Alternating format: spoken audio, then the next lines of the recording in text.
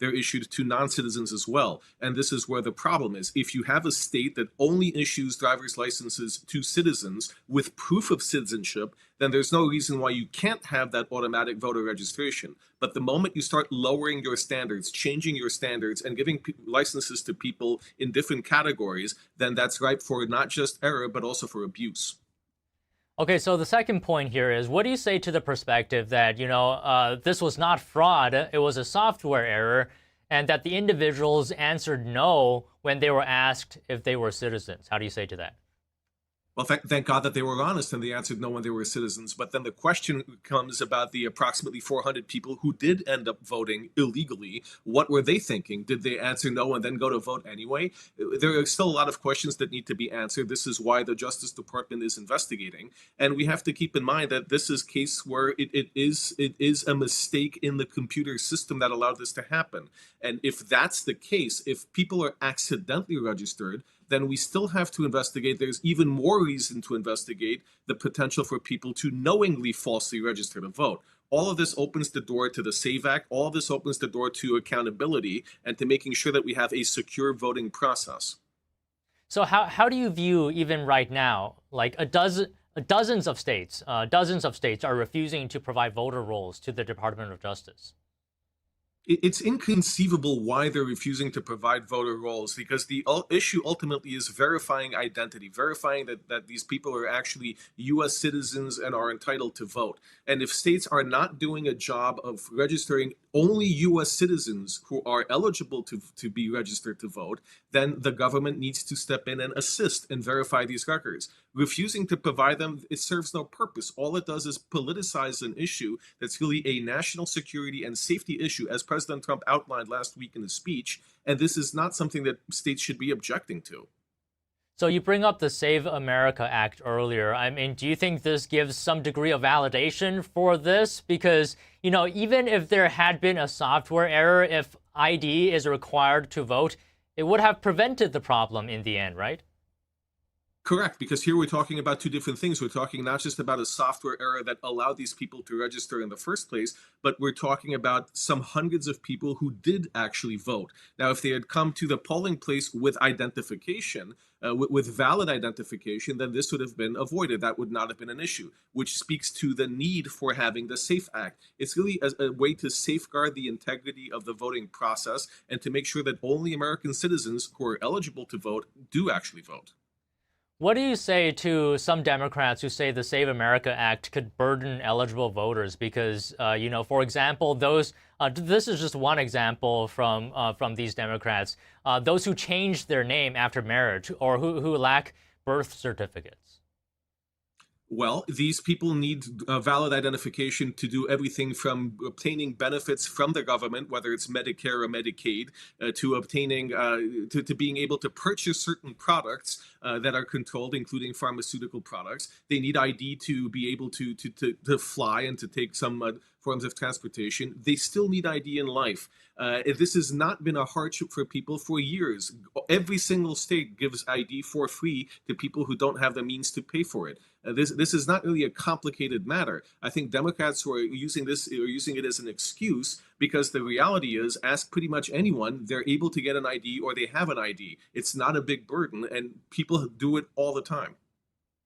Okay, maybe just one more thing. Do you think voter rolls should be regularly looked at or audited? How often do you think we should look at voter rolls? Well, I wouldn't speak, I'm not an expert to speak on the frequency of audits, but I do think that it is important to audit voter rolls. From what I have seen in cases, including in New Jersey, people have remained on voter rolls after they died. People have remained on voter rolls after they moved out of the district, after they've moved out of the area.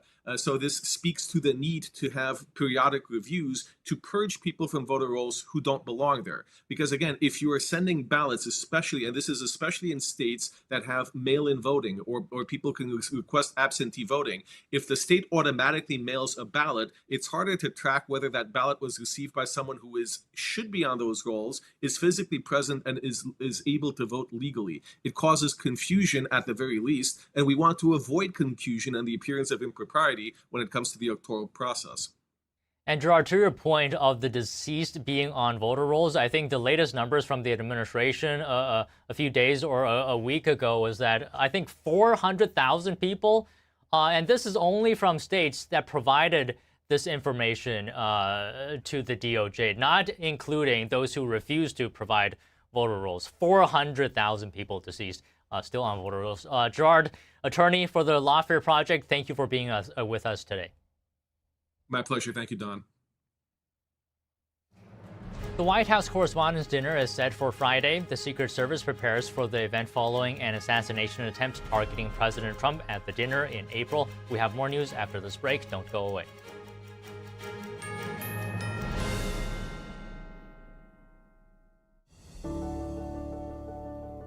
Dreamed of stepping into the timeless world of classical Chinese dance?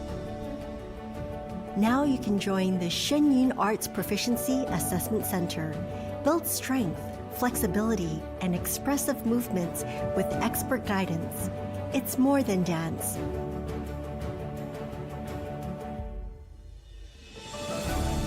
It's sharing the true beauty of Chinese classical art. Enroll today at exams.shenyuncreations.com.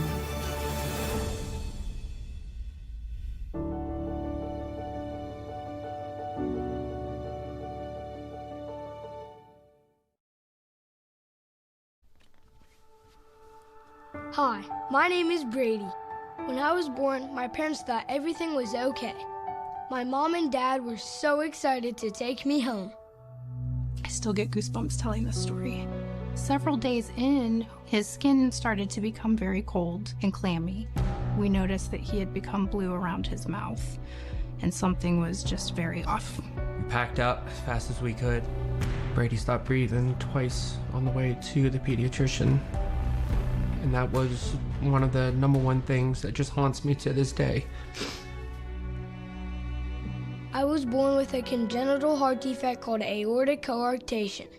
If my parents waited just one more hour to drive me to the hospital, I would not be here today. But thanks to research funded by the American Heart Association, I had heart surgery that saved my life. But not every kid is as lucky as me, which is why we need your help. Just call the number on the screen or go to helpheart.org. For only $19 a month, just 63 cents a day, you can help. Get people trained in CPR. Get more hospitals certified in high-quality cardiovascular care. And help fund the next medical breakthroughs to help save kids like me. When you donate to the American Heart Association, you're helping save lives like my son. And now, my son is happy and healthy thanks to the support of people like you. When you call with your $19 a month, you'll get this really cool t-shirt as a thank you. Many children die from congenital heart defects. I can't wait to grow up to become a heart surgeon and fix babies' hearts, but until then, I'll keep helping the American Heart Association. So please join me. Just call the number on your screen or go to helpheart.org to become a monthly donor and help save lives. When we first met Todd, he was singing a song, and I was like, wow, look at this kid with the biggest smile. Todd's a joy. Yes. Todd's really is a great joy. And you. Learn about adopting a teen at adoptuskids.org.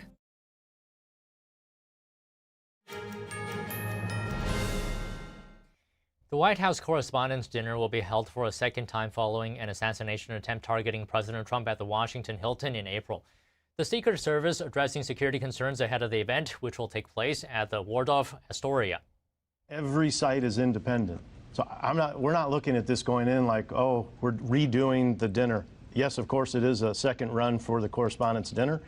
It is another site for us, like the thousands we've done and the dozens we've done since that time, taking it as an independent site. Could it influence others? That goes back to advanced threat interdiction. Like, what is putting people over the edge? We learn every single time. In graduations, we like to say, you know, difference between professionals and amateurs are amateurs examine their successes. Professionals examine everything we do. Secret Service Director Sean Curran touted security successes following April's assassination attempt. Quran cited the UFC 250 event on the South Lawn of the White House as well as Game 3 of the NBA Finals at Madison Square Garden. The Secret Service director also pointed to success in protecting the president during recent overseas trips. The second White House Correspondents' Dinner is scheduled for this Friday. The House has voted to temporarily fund the federal government through early December. If passed by the Senate, it will avoid a government shutdown at the end of September. The stopgap spending bill passed with support from 6 Democrats. The legislation also includes the annual National Defense Authorization Act and a proposal to ban members of Congress and their immediate families from stock market trading. The defense bill would provide more than $1 trillion for the Department of War and includes a 3.6% pay raise for service members. House Republicans also added the Save America Act to the package. It requires proof of citizenship to register to vote and voter ID at the polls. The measure faces an uncertain future in the Senate. Speaker Mike Johnson says the package is intended to restore trust in Congress and strengthen election integrity. Arizona voters have chosen their nominees for key races this November. A President Trump-backed candidate will try to unseat the current governor, and voters reject a Democratic Socialist candidate.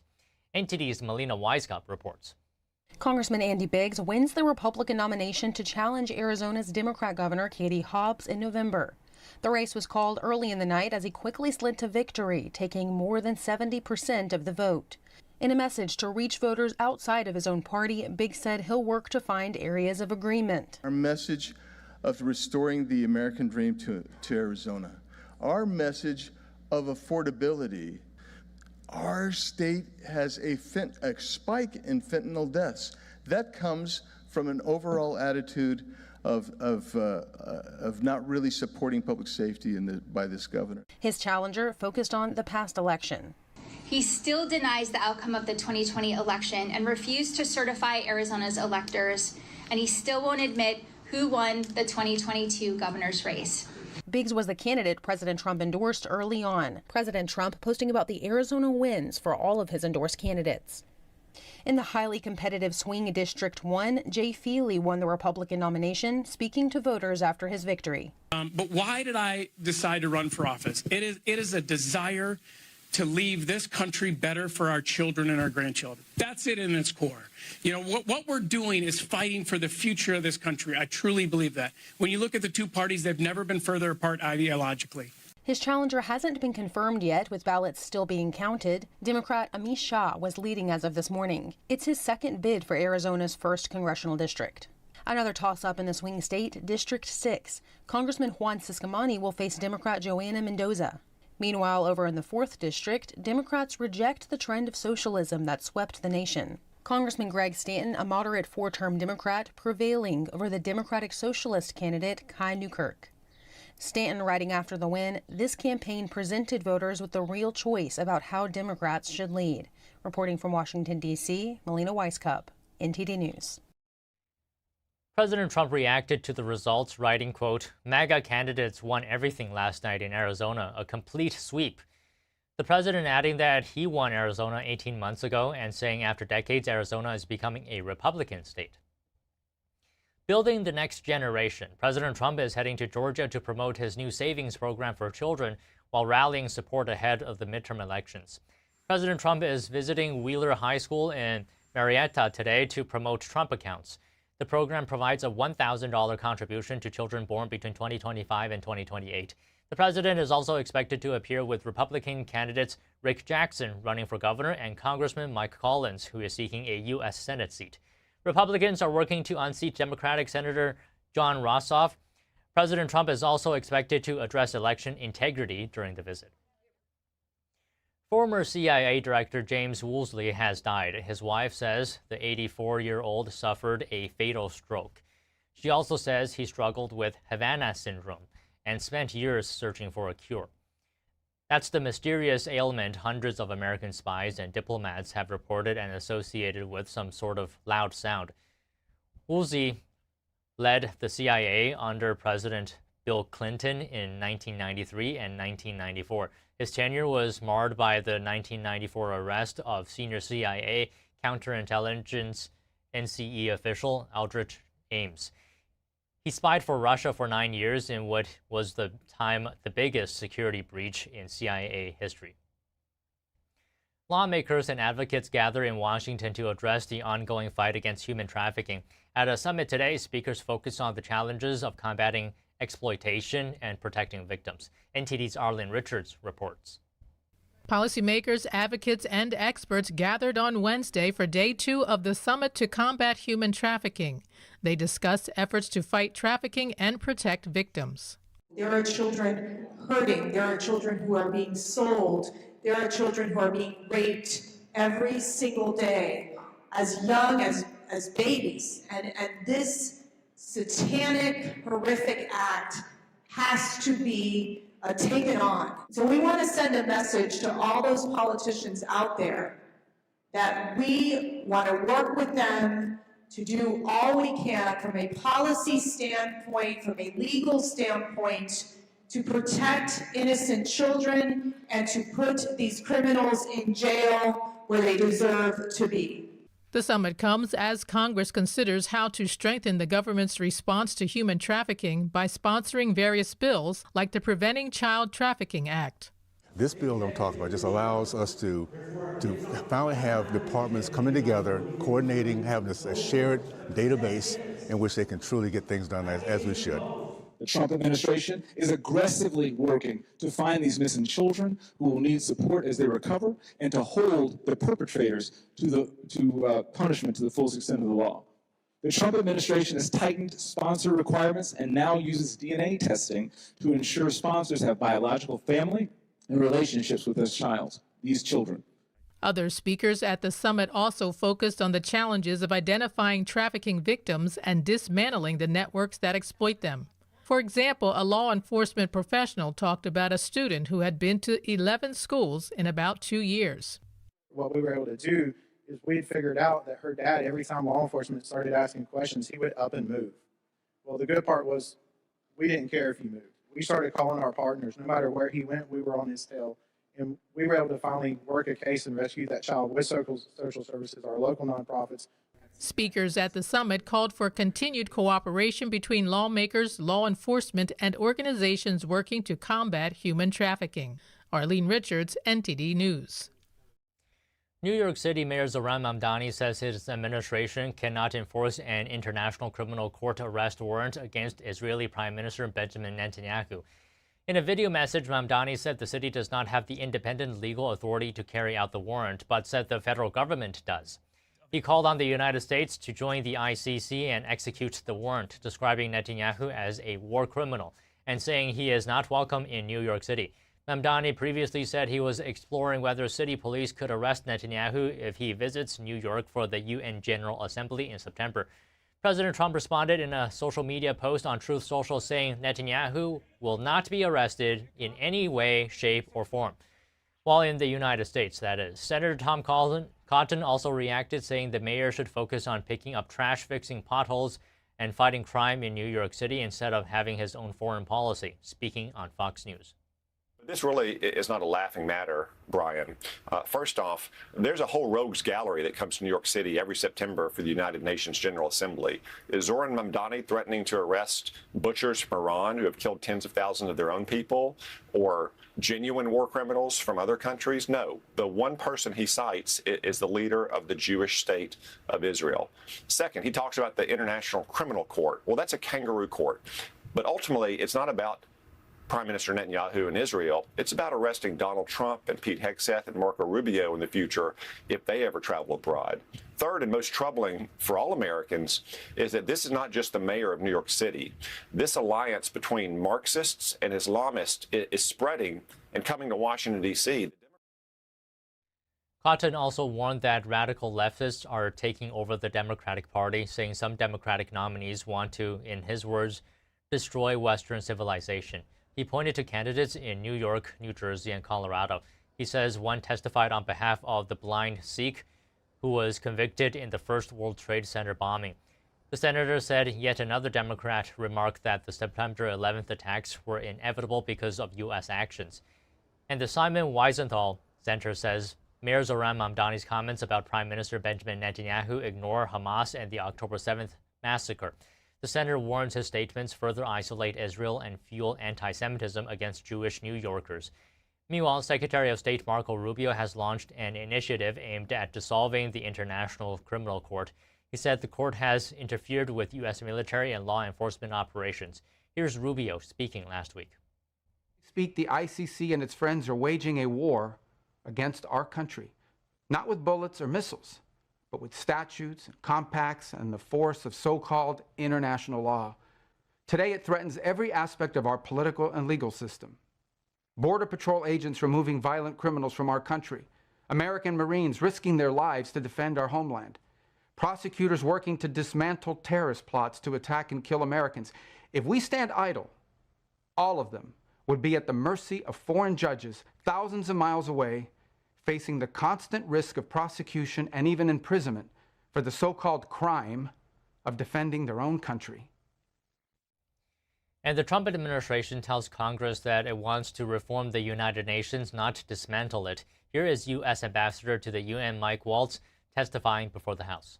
And we're fighting this year for a reform-minded Secretary General. Look, at the end of the day, we need more Americans serving in UN agencies, for our businesses and standard-setting bodies, and for ultimately a UN that, again, does less better for the American people. Our charge is to make the UN great again. Thank you. Waltz says President Trump aims to help the UN realize its potential. The administration will try to get the agency back to its basics, that is, maintaining the peace and security around the world. He says the U.S. has successfully cut UN's budget by $1 billion over the last 6 months alone. It has downsized UN bureaucracy and bureaucrats by 4,000, cut peacekeepers by 25%, and ended peacekeeping missions that have not lived up to their mandate. Members of Congress also asking Waltz on the outsized influence that Communist China has on the UN. China is the largest troop contributor to the UN peacekeeping missions among the 5 permanent Security Council members and the second largest funder of the UN overall. Chinese peacekeeping deployments are concentrated in strategically sensitive regions, including areas along Belt and Road corridors, near ports, mineral resources, and existing or potential basing locations. These are long-standing concerns about whether Beijing is using its peacekeeper designation as cover to advance military and intelligence objectives in regions where the U.S. has strategic interest.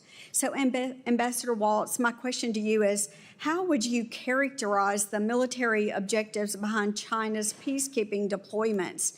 And are these genuine contributions to UN missions, or are they a vehicle for broader PLA strategic positioning? Thank you for the question, and it's frankly a very good question. China does contribute to these peacekeeping missions. They are often better equipped than many of the other countries. They come with what they've promised to come with. That said, I don't think for a second that they don't serve a dual purpose as eyes and ears on the ground for the Chinese Communist Party. Waltz says the U.S. is keeping a close eye on China's military posture within the UN peacekeeping missions. Representative James Mullen highlighting that China continues to lead 4 out of 15 specialized UN agencies, including agencies on technology, agriculture, food security, and aviation safety. Waltz responds by saying it's important to support Americans to run these agencies. He adds that the administration is active in making sure the U.S. and like-minded countries are effectively represented around the UN system. West Virginia Governor Patrick Morrisey has deployed the National Guard following torrential rains and flash floods. Footage captured surging flood waters tearing through northern parts of the state. Morrisey declared a state of emergency for all 55 counties, initially deploying 100 National Guard members before sending another 200 to assist with rescue and recovery efforts. Forecasters say up to 7 inches of rain fell in some areas. Emergency crews carried out dozens of water rescues as floodwaters submerged vehicles, washed out roads, and forced the closure of major highways. The flooding was part of a powerful storm system that also brought reports of tornadoes, damaging winds from the Cincinnati area to New Jersey and the New York City suburbs. Authorities say no deaths have been reported, but cleanup and damage assessments remain underway. Did the biggest surprise of the 2026 World Cup happen off the court, off the field? Dr. Ben Carson says millions of international visitors left America with a different view of the country than they expected. We talked to him after this break.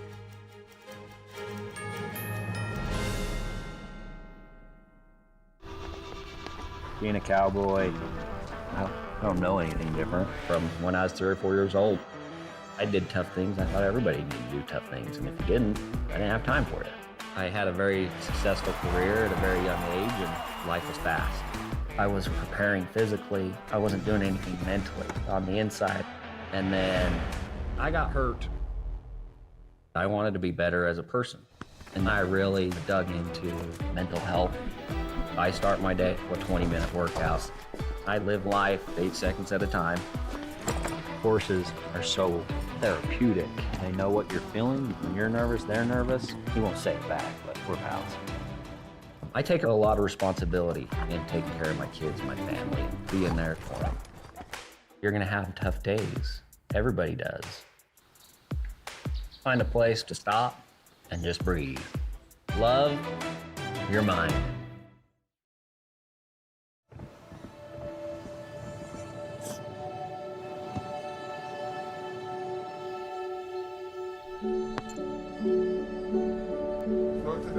I don't remember how it started.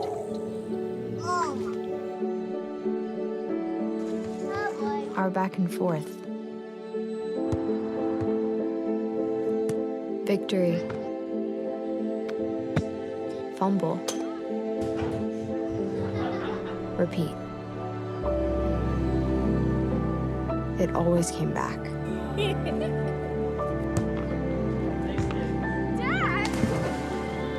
Okay, here we go, throw it! Yeah.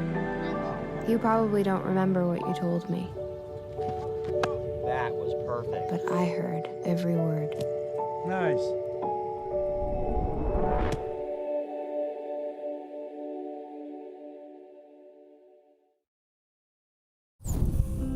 When I arrived in the U.S. at 19, I struggled to find job opportunities without a high school diploma. My name is Ariel, and my entire life changed when I took a chance and I got my high school diploma at age 22. Everything I have, my education, my career, my marriage, I owe to the Adult Literacy Center and my teachers. They were with me every step of the way, helping with my English and math, making sure I pushed through all the challenges. Oh my goodness. So Ariel, we made this yearbook for you. It has notes from all the people that are here. Your achievement has set an example for so many students. Most importantly, your daughter. Education was the key that unlocked all my opportunities. When you graduate, they graduate. Visit finishyourdiploma.org to find free and supportive adult education centers near you.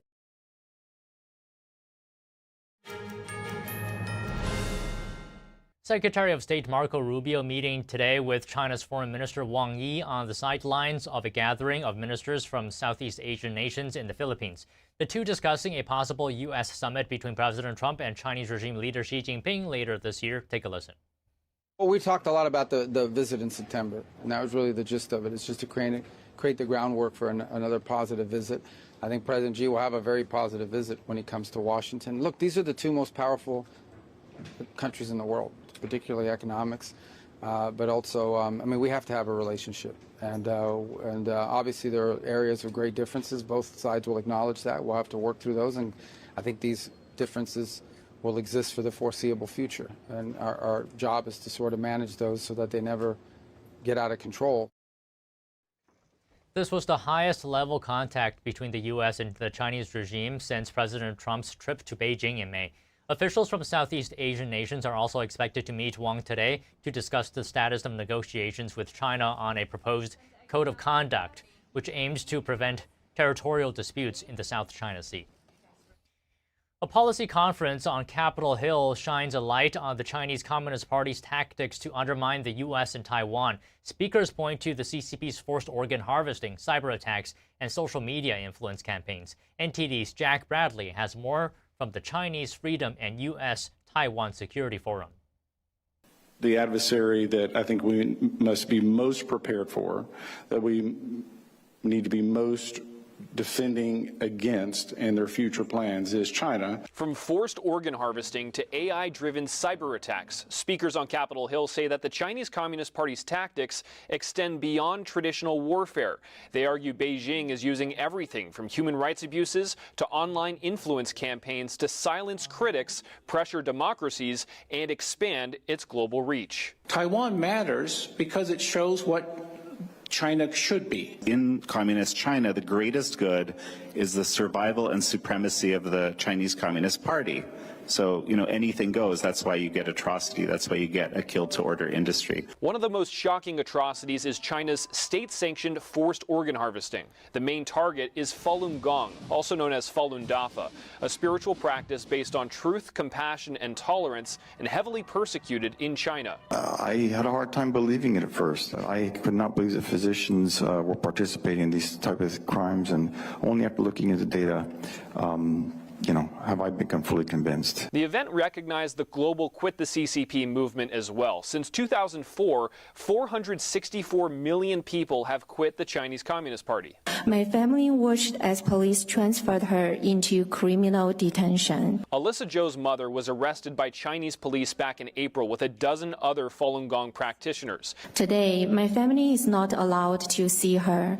Even her lawyer has been denied access. The event focused also on artificial intelligence, making cyber warfare easier and faster. What one individual could do today with AI would have taken a team just a few months ago, much less a few years ago. But panelists said that the challenge doesn't stop with hacking.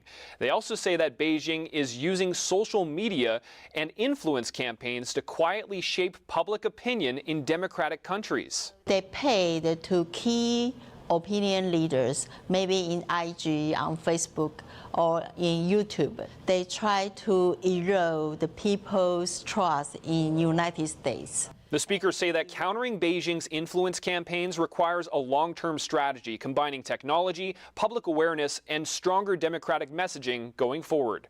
Jack Bradley, NTD News, Washington. The debate over Chinese-made vehicles is heating up. Lawmakers are considering a bipartisan bill to reinforce a ban preventing Chinese automakers from entering the U.S. market.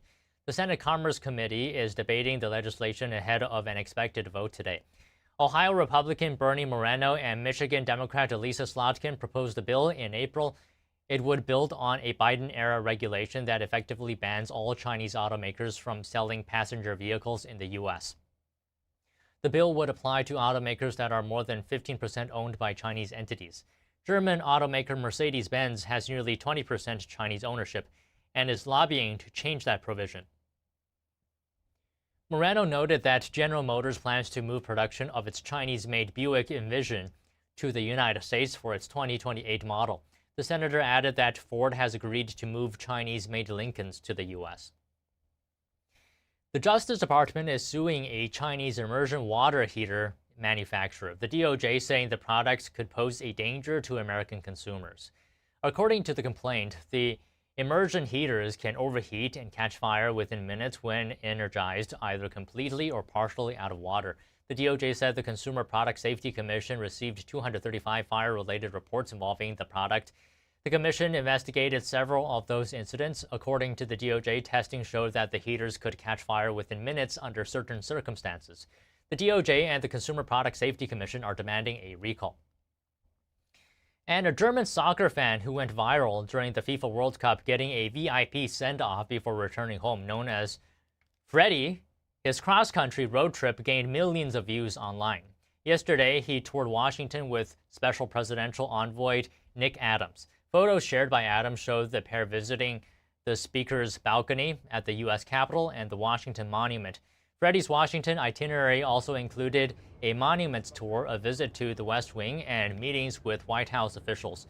Freddie was also treated to a tomahawk steak with Maha-approved beef tallow fries as part of his Washington visit. Freddie became an internet sensation by posting videos praising small-town America and documenting his travels across the country during the World Cup. The White House visit was his final stop of his U.S. trip before he returns to Germany later this week. And President Trump called the FIFA World Cup one of the all-time greatest sporting events in history. Joining us now to discuss this is Dr. Ben Carson, founder and chairman of the American Cornerstone Institute. So, Dr. Carson, thank you for being here with us. Such a pleasure to have you. World Cup visitors, they appear to be pleasantly surprised by America when they arrived here to watch the game. Can you talk to us about what foreigners expected? Do you think these visitors experienced America than what they had seen on media? Well, I think they experienced the real America because so many of the people who control the media are very liberal, and they don't like anything good being said about America. So they propagate all these stories about how horrible the people are, how horrible the cities are. And when they come over here, they see something completely different.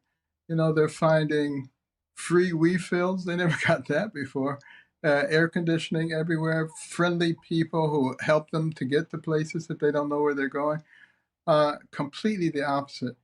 And unfortunately, the children are the ones who are the real victims because they're getting bombarded with this, our kids in their schools, and they're being told that we're horrible, that we've occupied the place where Indians used to be and destroyed any peace that they could have. And we're people who had slavery like no one else did. And just on it goes, unopposed.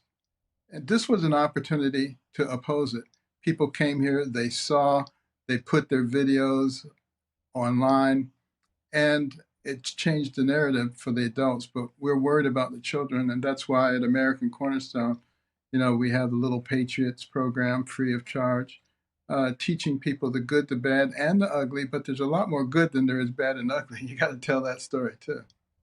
Right. And I want to ask you, this portrayal of America that you're describing, Dr. Carson, do you believe this is intentional at all? Oh, there's no question it's intentional because if you want to fundamentally change a place, and many of the leftists, the Marxists, have indicated that that is their goal, to fundamentally change America, you have to first destroy American patriotism. And how do you do that? You portray it as a bad place, as an evil place, portray the people as partakers of evil if they go along with it. So now they feel that they need to move in a different direction. We don't move in a different direction. We need to talk about what we're doing that's right, and we need to learn from any mistakes that we've made so that we can make it even better. That's what needs to be done, and the voices need to be loud to proclaim that. And these voices of people who came here for the Cup are great starts, but that can't be the end of it. Dr. Carson, can you help me understand why this is intentional? Help me get into the minds of whoever is doing this, because if you look at communist China, just for example, right, they intentionally hide what's bad about their country, and their media portrays how China is so great. But it seems like from what you're describing, America is doing the complete opposite. I just want to know why that is. What's so wrong about having pride in America? Well, the Marxists have wanted to change us for a very long time. If you go back to the congressional record, January 10th, 1963, over 60 years ago, Congressman Herlong of Florida read in the 45 goals of communism in America. They included things like gaining control of the educational system and the teacher union so you could indoctrinate the kids, gaining control of television, of Hollywood, changing the morals and the identity of the people, making sexual perversion normal, natural, and healthy. The list goes on. And you see check mark, check mark, check mark. It's going on. And it happens to people who don't understand what's going on, and many of whom can be recruited to destroy their own future, what Lenin called useful idiots. And that's why it's so important to educate people about what is actually going on, who is trying to change it, why are they driving wedges between people in this country on the basis of age, religion, race, gender, political affiliation, you name it. It's their goal to divide the country and make people think that there's something better. But there really is nothing better out there. That's the issue. Wherever socialism has spawned, it has not created happiness like they say it's supposed to. It has made everybody equally poor, except for the ones who are rulers. And these socialists who are promoting how great it is, they continue to live in America. They can easily go to a socialist country right now and enjoy everything they're promoting, but they continue to stay here. So that says something. But earlier, Dr. Carson, you bring up the Little Patriots program. I just want you to talk to us a little bit about that. Why do you think the younger generation, younger Americans, relatively speaking, are reporting lower levels of national pride? Well, because they're very impressionable. You know, a recent Gallup survey showed that only 13% of 8th graders are proficient with American history. And of Gen Zers, only 41% were proud of their American heritage. Why would that be the case? It's because it's been portrayed as evil, as horrible, as creating terrible situations for people. If it were true, just think about it. Why would people be trying to get in here? They'd be trying to get out of here. So that tells you right there that it's a false narrative. But if it's portrayed constantly, people get it. And it was Vladimir Lenin who said, "Give me your children to teach for 4 years, and the seed that I sow will never be uprooted," which is why they're so anxious to get into our schools. And that's why we created the Little Patriots program. It has animations. It has school lessons. We have a little movie series called Star Spangled Adventures. And we recently released a full-length movie, Star Spangled Adventures, the movie. And it goes through the 250-year existence of America, but it's done in a very entertaining way that would entertain children and educate adults as well. All right, Dr. Carson, may I just ask you one more question? How do you see America changing its trajectory from being sort of embarrassed about the history to being proud of being an American? Do you think education is key here? Well, not only is education key, but courage is vital. People have to be willing to stand up for what they believe, not just stand in the corner while people are, badgering your country, but stand up and talk about what's good about it. And don't be, one who goes along to get along.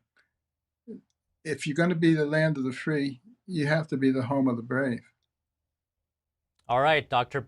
Carson, well said. Thank you so much for being on the show today. It's been a pleasure. Thank you. Secretary of State Marco Rubio saying he's planning to meet with his Russian counterpart tomorrow, what they're scheduled to discuss, and why Rubio wants to include China in some of the talks. Stay tuned for more news after this break.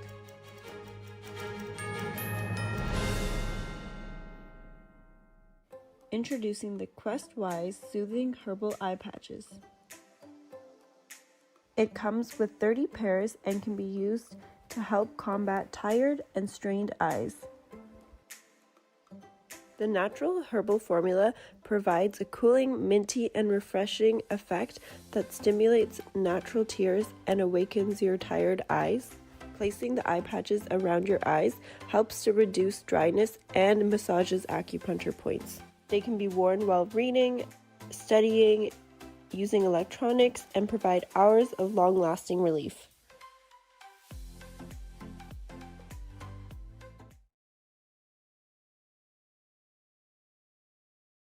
I think building kindness in children from a very young age is foundational to their growth, to building their character, to allow them to share with each other in a classroom and in a space that is safe, like in the Ganjin World platform. I'm a New York State certified teacher. Currently, I teach in a public school in upstate New York. And I'm also a Ganjin World Campus channel creator. I've been fortunate to use Ganjin World's Teachers Premium channel for the past 3 years, and it's been shaping my curriculum and teaching both in the classroom setting and in our homeschool. If children can learn to support each other from a very young age, and encourage each other and help, it'll only strengthen the future of our society. You can just assure yourself everything on Ganjing campus, on Ganjing world, it will be safe, it will be clean. Sparked many positive changes in our students. Ganjing campus equips educators worldwide with powerful Teachers Premium channels and high-quality learning resources to help children learn and grow safely online. When you support one teacher, Ganjing World matches your support to help another. Support Ganjing campus. Scan to learn more. I've devoted my life to combining cutting-edge science with biblical wisdom, and I believe Healing Leaves Tea is the Bible's best-kept health secret. In Revelation 22, the Bible reveals the tree of life and declares the leaves are for the healing of the nations. Amazingly, science confirms what Scripture declares. These leaves support digestion and immunity, maintain healthy inflammation, and boost energy. So instead of another supplement, I created Healing Leaves Tea. It's caffeine-free, convenient, and delicious, hot or cold. Thousands are making Healing Leaves Tea part of their daily wellness routine, and now you can too. Call the number on your screen for this exclusive TV deal and save 30% on your preferred customer order with free shipping and risk-free 30-day money-back guarantee. As a bonus, we'll include the Beginner's Guide to Essential Oils, a $16.99 value free. Call the number on your screen to learn more right now.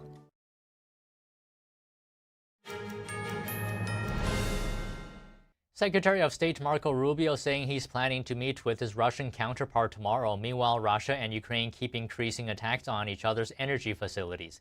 NTD's international correspondent Arian Pazdar has the latest. You know, we'd like to see that war come to an end. We think it would be good for Russia if that war came to an end. So we'll raise it. And as I said, the U.S. remains open and willing to play a constructive role in bringing that war to an end if that opportunity presents itself. And it might. You know, we're open to it, to playing that role, because we think right now, and I think the Russians would agree, we're probably the only country in the world that can play that role. Secretary of State Marco Rubio attending the ASEAN summit in the Philippines on Wednesday, a bloc made up of mostly nations from Southeast Asia. Rubio is set to meet with Russia's Foreign Minister Sergei Lavrov at the sidelines of the summit on Thursday, while they're expected to talk about the Russia-Ukraine war. Rubio says nuclear talks are a very important part as well, and that those talks shouldn't just include the US and Russia. We are the two largest nuclear-armed countries on the planet. For us not to talk would be reckless and irresponsible. We have to have a relationship with the Russian government, even though we have areas of disagreement. I think the president rightly points out that in the 21st century, if you're going to have true arms control, it has to be tri-party. It has to be the U.S., Russia, but also China. Meanwhile, attacks on Russian targets keep intensifying. Ukrainian President Vladimir Zelensky releasing this video on Wednesday, showing strikes on targets in 2 Russian regions. This includes more attacks on warehouses belonging to Russia's largest online retailer, called Wildberries. Zelensky says Ukraine struck logistics hubs involved in supplying the Russian army with drone components, navigation equipment and other gear, as well as another oil depot. And Russia also keeps targeting energy in Ukraine. Footage shows 2 gas stations in Ukraine's Kharkiv on fire after a Russian attack. Russia has been targeting gas stations in Kharkiv city and the wider Kharkiv region for weeks. No casualties are being reported in Wednesday's attacks. Arian Pazdar, NTD News. Former Venezuelan dictator Nicolas Maduro will go on trial in June 2027. He appeared briefly before a Manhattan federal court today. We have more news after the break. Stay tuned.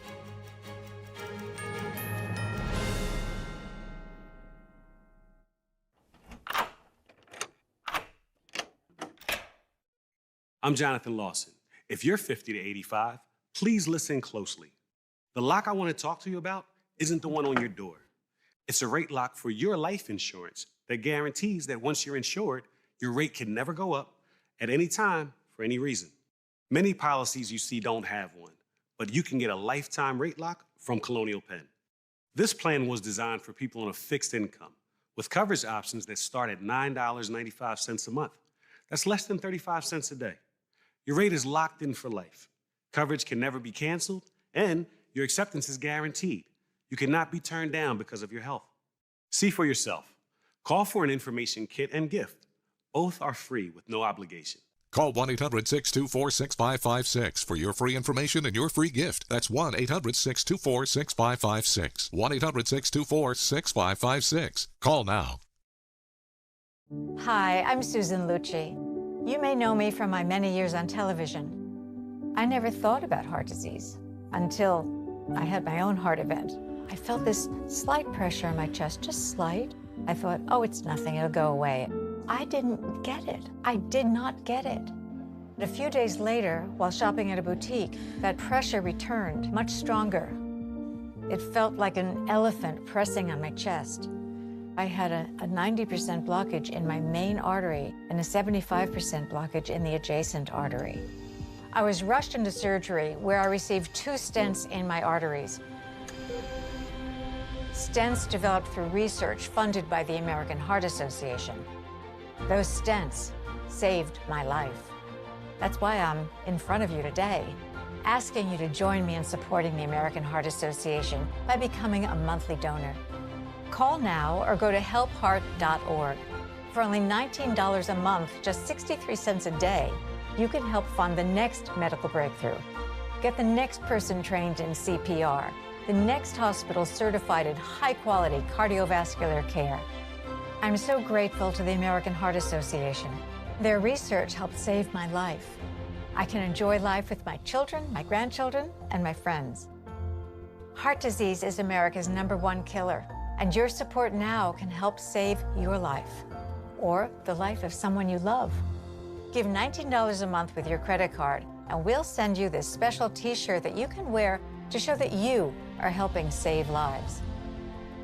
Please, listen to your heart. The only reason I'm here today is because I did. Please call or go online to helpheart.org. Become a monthly donor, and for a limited time only, your first month's gift will be matched. Thank you.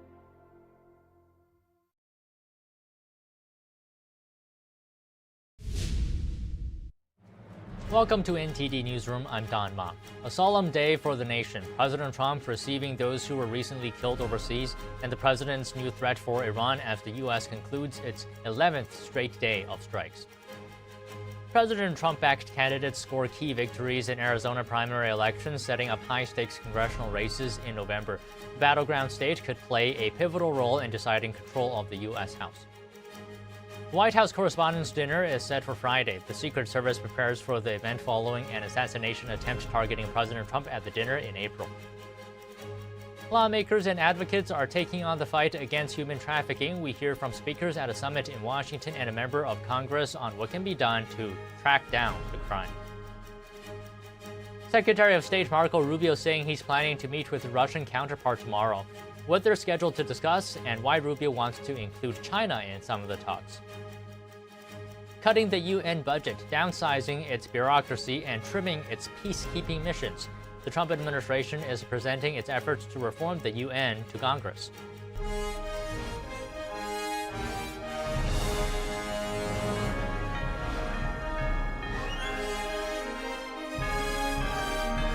This is NTD Newsroom, live from our global headquarters in New York City. A somber morning at Dover Air Force Base. President Trump attending the dignified transfer of 4 U.S. soldiers recently killed overseas. We're now joined live by NTD's White House correspondent Mari Yotsu at the North Lawn. Mari, good afternoon. Hey, Don, good afternoon to you. Yeah, a solemn and cloudy morning at Dover Air Force Base in Delaware, where President Trump attended the dignified transfer of those 4 U.S. service members who were recently killed over the weekend in the conflict with Iran. Secretary of War Pete Hegseth, Army Secretary Dan Driscoll, and Dan Kane were also there in attendance. And the Department of War is identifying those 4 fallen soldiers as First Lieutenant Tyler Fian, 25, of Eva Beach, Hawaii, Sergeant Michael Swinton, 30, of Fayetteville, North Carolina, Sergeant Angel Rampersad, 28, of Ozone Park, New York, and Private Isabella Gonzalez, just 19 years old, of Carrollton, Texas. Now, President Trump is saying that this is one of the hardest things he has to do in his role as Commander-in-Chief. Take a listen. Some of you are going with us to honor our heroes, and they are indeed great heroes, actually.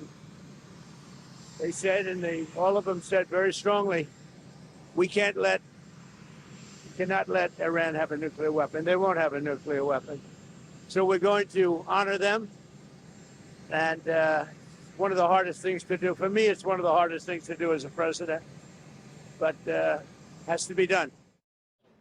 And, Don, this is coming after the U.S. Central Command finished its 11th consecutive night of strikes against the Iranian regime, and as that renewed U.S. naval blockade on Iranian ports is still holding strong, now having redirected 8 ships attempting to enter or exit Iranian ports in the Strait of Hormuz. Now, President Trump this morning had a new warning for the Iranian regime, taking to social to say that from this point forward, anytime Iran shoots at a commercial vessel going through the Strait of Hormuz, the U.S. will then bomb either a bridge or a power plant, including those located next to or in the capital city of Tehran. Take a listen. They're going to pay a big price. They're being decimated. Well, Americans aren't against the war. A poll just came out. Americans don't want to have gasoline prices, but they're not against the war. That just came out loud and clear in a poll. Nobody wants Iran to have a nuclear weapon. And President Trump a little while ago arriving in Georgia, where he's going to speak at a high school near Atlanta to tout his administration's economic policies, namely Trump accounts. These investment accounts for children were officially launched on the 4th of July, the 250th anniversary of the nation. And as of early July, Don, more than 6 million Trump accounts have already been requested. Back to you. All right, Mari, thank you. To discuss the latest on the Iran conflict, joining us now is Grant Newsroom, retired U.S. Marine Colonel and former U.S. diplomat. He's also a senior fellow at the Center for Security Policy and the author of the book, When China Attacks. So, Colonel, welcome. Thank you for joining us, as always. So, as you know, President Trump says the U.S. will destroy one bridge or power plant every time Iran targets a ship in the Strait of Hormuz. So, a couple of things I want to ask you on this. Let's not talk about just yet whether President Trump will go through with this threat, but this threat alone on paper, is that enough to deter Iran from attacking ships in the Strait of Hormuz? Well, not by itself, and one might say that one isn't enough.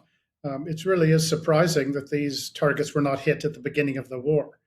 To hit the transportation network, and that means bringing down bridges, for example, hit the electrical network, the communications network. There's no reason why Iranian television has been broadcasting throughout this war and hitting oil infrastructure.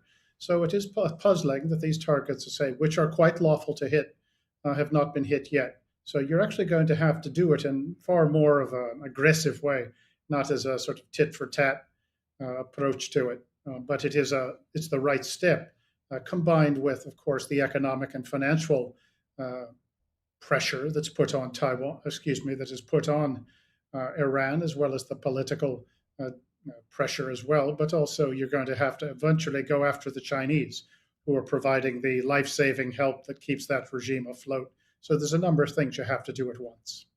Okay, now that President Trump has put this in writing, albeit on social media, but in writing, do you think he has to go through with this? Is there any path for him where he does not say what he has wrote?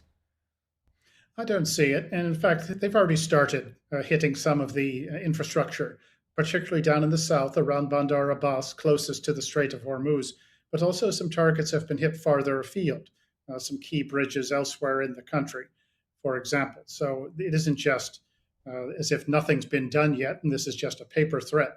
The Americans have started, but the focus does appear to be in southern Iran, around the strait, trying to sort of keep that more open than it already is. Okay, so if the U.S. goes through with this in a higher intensity than before, do you think that will deter Iran from attacking ships in the Strait of Hormuz? Well, I think it could. I think they haven't applied anywhere near the pressure that they could have against the Iranians. The idea was to hit them hard, and that would put them in the mind to negotiate. But in actual fact, they've used the break, the ceasefire, such as it is, to get two plus months to recover, resuscitate. And it's going to require a lot of pressure to be continually applied against Iran. And it is possible to get the Strait of Hormuz open enough, and traffic is moving through there, quite a lot, in fact. But as long as there is this Iranian threat that the insurance companies, particularly in London and the shipping companies aren't going to be as willing to go through the strait as they otherwise would be. But this is going to take a concerted effort by the U.S. Against Iran, and it probably isn't going to be done just by negotiation. They're going to have to be hit much harder. Okay, can you connect the dots for us, for those of us who are not very familiar with the subject? How does targeting bridges, targeting energy facilities, how does that stop Iran from attacking ships in the Strait of Hormuz? Well, the pressure just gets to be so much on the regime because the people aren't very happy when their air conditioners aren't working in 120-degree weather, when food isn't getting shipped, where oil isn't flowing, gasoline isn't flowing. You start to have all these necessities that you need for daily life.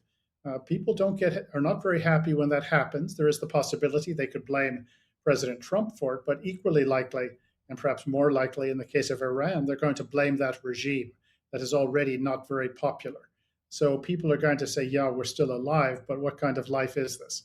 And at that point, even these kind of regimes, the ones that are willing to shoot 50,000 people or so who just want honest government, as they did a few months ago, who are still hanging teenagers for nothing more than protesting, that even those kind of regimes start to feel the pressure, especially when their foreign assets, their foreign bank accounts are disappearing, that they just might be willing to change their behavior. But this is going to take, say, a lot more pressure than has been applied to date. But the population of Iran, they're not happy to start with. And when you make their lives more difficult, well, they just might blame the mullahs and the Revolutionary Guards, really a corrupt clique that has kept really Iran imprisoned for nearly the last half century. And Colonel, I think you said earlier that such attacks on bridges and infrastructure is lawful. Can you elaborate on that a bit more, on the law aspect? Sure. Well, these are sort of targets that actually contribute to the regime's ability to wage war.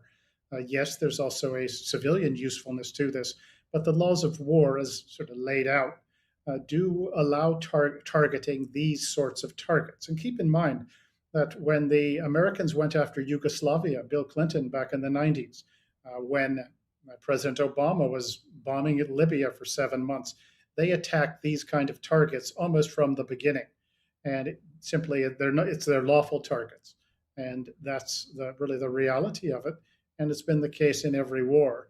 If you're just attacking, say, the civilian population writ large, just to terrorize them, now that would be unlawful. But these are targets, there's infrastructure that directly contributes to the regime's ability to wage war and also to exert its sort of chokehold over the Iranian population.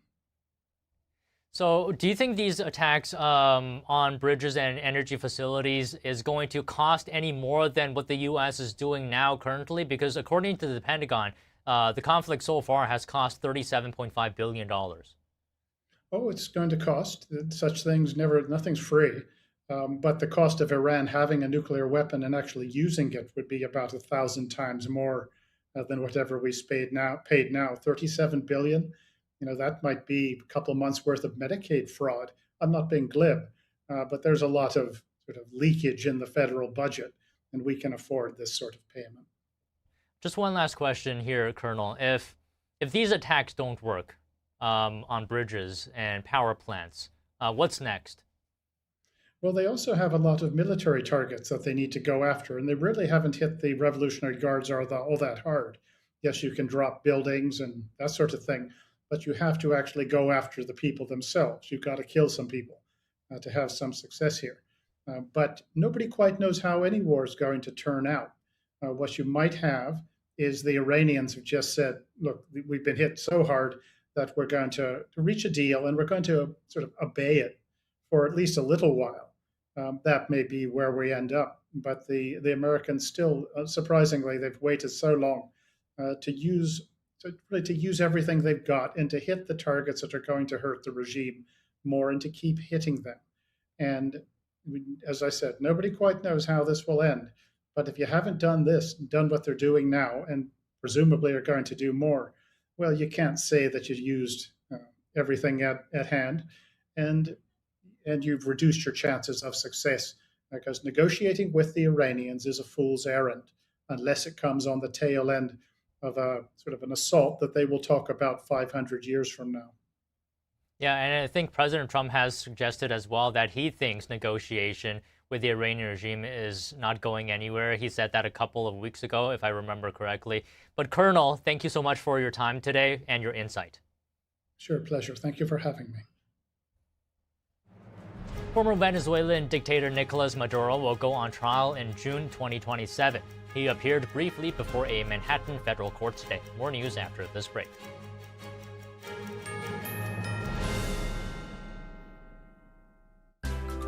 Today's seniors are enjoying life more than ever before, and part of that comes from the independence of driving.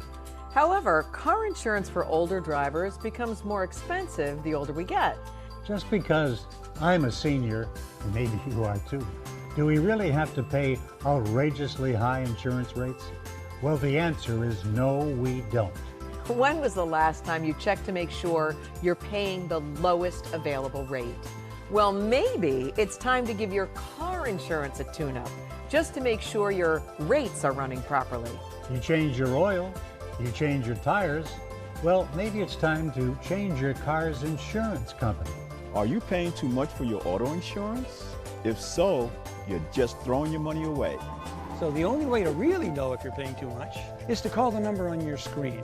1-800-952-5196. 1-800-952-5196. You'll speak with a licensed insurance agent. They may have an insurance plan that could lower your yearly premiums by hundreds of dollars. Seniors can save money on their car insurance. So call right now and find out just how much money you might be able to save. Come on, call now. You may be able to save a lot of money, maybe hundreds of dollars a year. Just call the number on your screen and speak with a licensed insurance agent. Yes, it is possible for seniors to save on car insurance. You could lower your premiums by hundreds of dollars a year. As a responsible driver, you always check your gauges, right? And you check for other cars and pedestrians.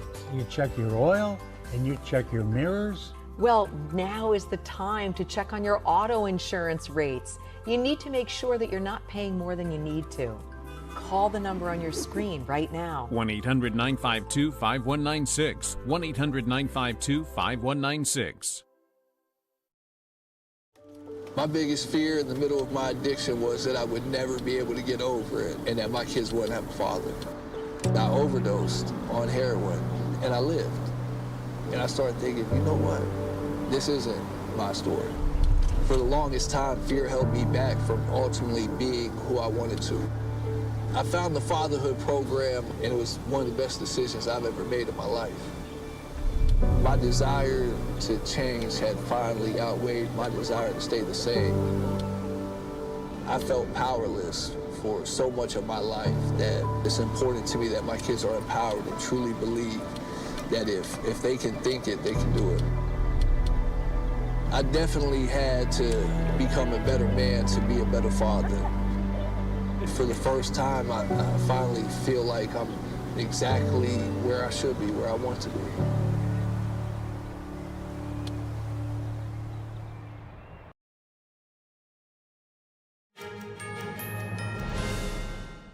Former Venezuelan dictator Nicolas Maduro will go on trial in June 2027. He appeared briefly before a Manhattan federal court today, drawing demonstrators.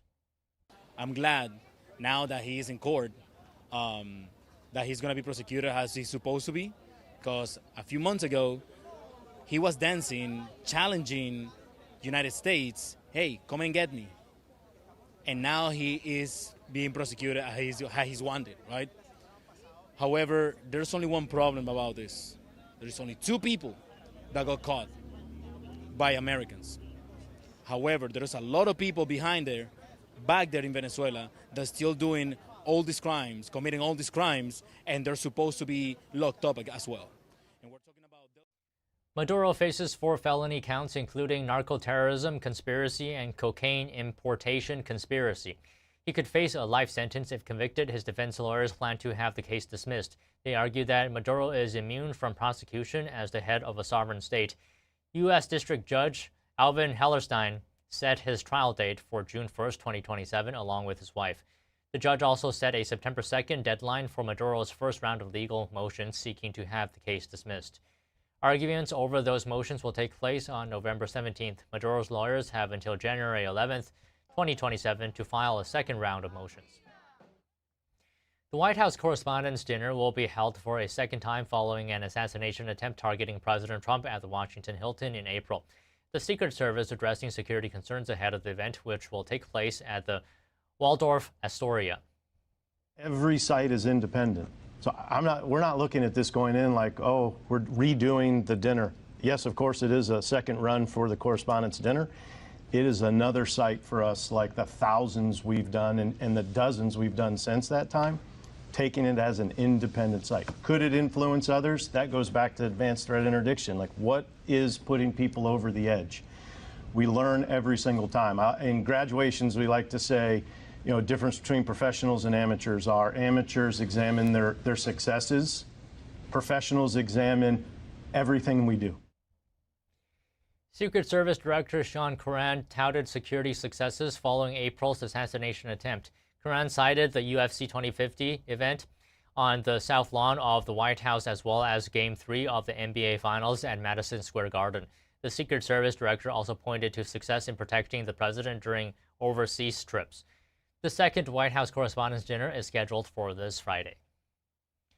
The House has voted to temporarily fund the federal government through early December. If passed by the Senate, it will avoid a government shutdown at the end of September. The stopgap spending bill passed from support with 6 Democrats. The legislation also includes the annual National Defense Authorization Act and a proposal to ban members of Congress and their immediate families from stock market trading. The defense bill would provide more than $1 trillion for the Department of War and includes a 3.6 pay raise for service members. House Republicans also added the Save America Act to the package. It requires proof of citizenship to register to vote and voter ID at the polls. The measure faces an uncertain future in the Senate. Speaker Mike Johnson says the package is intended to restore trust in Congress and strengthen election integrity. Arizona voters have chosen their nominees for key races this November. A President Trump-backed candidate will try to unseat the current governor, and voters reject a Democratic Socialist candidate. NTD's Melina Weisskopf reports. Congressman Andy Biggs wins the Republican nomination to challenge Arizona's Democrat Governor Katie Hobbs in November. The race was called early in the night as he quickly slid to victory, taking more than 70% of the vote. In a message to reach voters outside of his own party, Biggs said he'll work to find areas of agreement. Our message of restoring the American dream to Arizona. Our message of affordability. Our state has a spike in fentanyl deaths. That comes from an overall attitude of not really supporting public safety by this governor. His challenger focused on the past election. He still denies the outcome of the 2020 election and refused to certify Arizona's electors, and he still won't admit who won the 2022 governor's race. Biggs was the candidate President Trump endorsed early on. President Trump posting about the Arizona wins for all of his endorsed candidates. In the highly competitive swing District 1, Jay Feely won the Republican nomination, speaking to voters after his victory. But why did I decide to run for office? It is a desire to leave this country better for our children and our grandchildren. That's it in its core. You know, what we're doing is fighting for the future of this country. I truly believe that. When you look at the two parties, they've never been further apart ideologically. His challenger hasn't been confirmed yet, with ballots still being counted. Democrat Amish Shah was leading as of this morning. It's his second bid for Arizona's 1st congressional district. Another toss-up in the swing state, District 6. Congressman Juan Ciscomani will face Democrat Joanna Mendoza. Meanwhile, over in the 4th district, Democrats reject the trend of socialism that swept the nation. Congressman Greg Stanton, a moderate 4-term Democrat, prevailing over the Democratic Socialist candidate Kai Newkirk. Stanton writing after the win, this campaign presented voters with the real choice about how Democrats should lead. Reporting from Washington, D.C., Melina Weisskopf, NTD News. President Trump reacted to the results, writing, MAGA candidates won everything last night in Arizona, a complete sweep. The president adding that he won Arizona 18 months ago and saying after decades, Arizona is becoming a Republican state. Thousands of questionable voter registrations are under review. The Justice Department is demanding answers from New Jersey after a software error registered thousands of non-citizens to vote. Let me be clear. This entire situation is unacceptable. It's unacceptable that the vendor released software with such a glaring error. It's unacceptable that the MVC took a year to get this issue fixed. And it's unacceptable that no one in the previous administration brought this to light, demanded accountability, or took action when it happened years ago.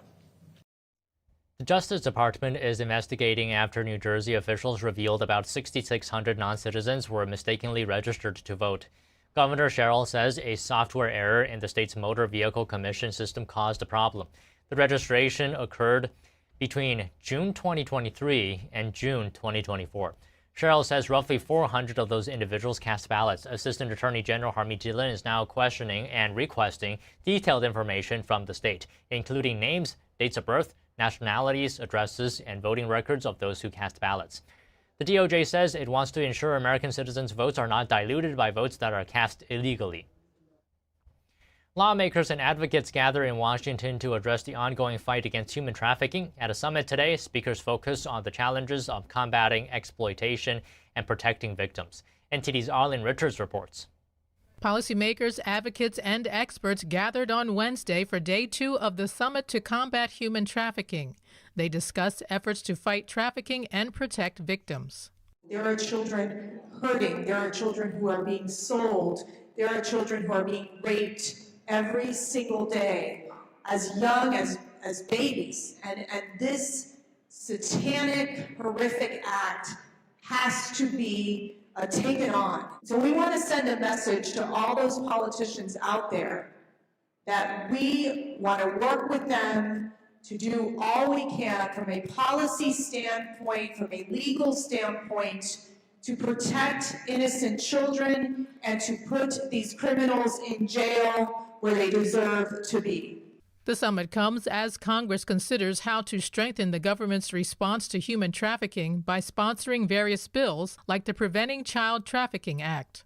This bill that I'm talking about just allows us to finally have departments coming together, coordinating, having a shared database in which they can truly get things done as we should.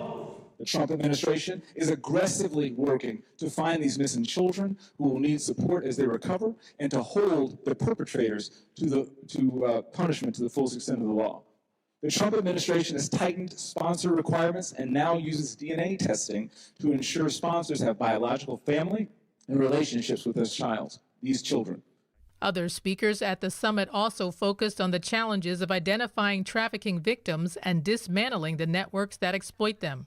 For example, a law enforcement professional talked about a student who had been to 11 schools in about 2 years. What we were able to do is we'd figured out that her dad, every time law enforcement started asking questions, he would up and move. Well, the good part was we didn't care if he moved. We started calling our partners. No matter where he went, we were on his tail. And we were able to finally work a case and rescue that child with social services, our local nonprofits. Speakers at the summit called for continued cooperation between lawmakers, law enforcement, and organizations working to combat human trafficking. Arlene Richards, NTD News. New York City Mayor Zohran Mamdani says his administration cannot enforce an international criminal court arrest warrant against Israeli Prime Minister Benjamin Netanyahu. In a video message, Mamdani said the city does not have the independent legal authority to carry out the warrant, but said the federal government does. He called on the United States to join the ICC and execute the warrant, describing Netanyahu as a war criminal and saying he is not welcome in New York City. Mamdani previously said he was exploring whether city police could arrest Netanyahu if he visits New York for the UN General Assembly in September. President Trump responded in a social media post saying Netanyahu will not be arrested in any way, shape, or form while in the United States. Senator Tom Cotton also reacting, saying the mayor should focus on picking up trash, fixing potholes, and fighting crime in New York City instead of having his own foreign policy on Fox News. This really is not a laughing matter, Brian. First off, there's a whole rogues gallery that comes to New York City every September for the United Nations General Assembly. Is Zoran Mamdani threatening to arrest butchers from Iran who have killed tens of thousands of their own people, or genuine war criminals from other countries? No. The one person he cites is the leader of the Jewish state of Israel. Second, he talks about the International Criminal Court. Well, that's a kangaroo court. But ultimately, it's not about Prime Minister Netanyahu in Israel. It's about arresting Donald Trump and Pete Hegseth and Marco Rubio in the future if they ever travel abroad. Third, and most troubling for all Americans, is that this is not just the mayor of New York City. This alliance between Marxists and Islamists is spreading and coming to Washington, D.C. Cotton also warned that radical leftists are taking over the Democratic Party, saying some Democratic nominees want to, in his words, destroy Western civilization. He pointed to candidates in New York, New Jersey, and Colorado. He says one testified on behalf of the blind Sikh who was convicted in the First World Trade Center bombing. The senator said yet another Democrat remarked that the September 11th attacks were inevitable because of U.S. actions. And the Simon Wiesenthal Center says Mayor Zoran Mamdani's comments about Prime Minister Benjamin Netanyahu ignore Hamas and the October 7th massacre. The center warns his statements further isolate Israel and fuel anti-Semitism against Jewish New Yorkers. Meanwhile, Secretary of State Marco Rubio has launched an initiative aimed at dissolving the International Criminal Court. He said the court has interfered with U.S. military law enforcement operations. Here's Rubio speaking last week. We speak, the ICC and its friends are waging a war against our country, not with bullets or missiles, but with statutes and compacts and the force of so-called international law. Today, it threatens every aspect of our political and legal system. Border Patrol agents removing violent criminals from our country, American Marines risking their lives to defend our homeland, prosecutors working to dismantle terrorist plots to attack and kill Americans. If we stand idle, all of them would be at the mercy of foreign judges thousands of miles away, facing the constant risk of prosecution and even imprisonment for the so-called crime of defending their own country. The Trump administration tells Congress that it wants to reform the United Nations, not dismantle it. Here is U.S. Ambassador to the UN Mike Waltz testifying before the House. And we're fighting this year for a reform-minded Secretary General.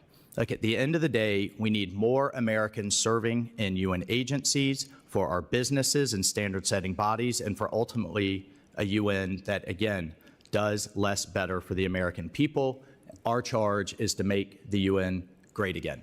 Thank you. Waltz says President Trump aims to help the UN realize its potential.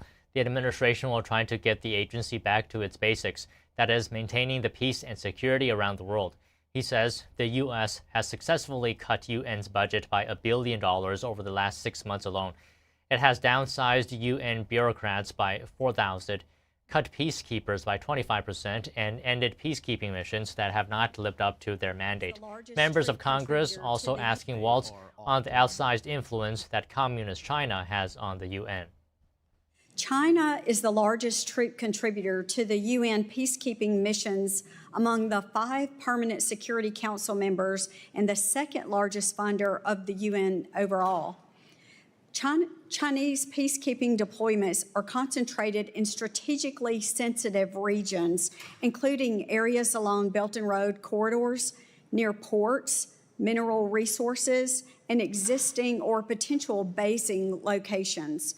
These are long-standing concerns about whether Beijing is using its peacekeeper designation as cover to advance military and intelligence objectives in regions where the U.S. has strategic interest. So, Ambassador Waltz, my question to you is, how would you characterize the military objectives behind China's peacekeeping deployments? And are these genuine contributions to UN missions, or are they a vehicle for broader PLA strategic positioning? Thank you for the question, and it's frankly a very good question. China does contribute to these peacekeeping missions. They are often better equipped than many of the other countries. They come with what they've promised to come with.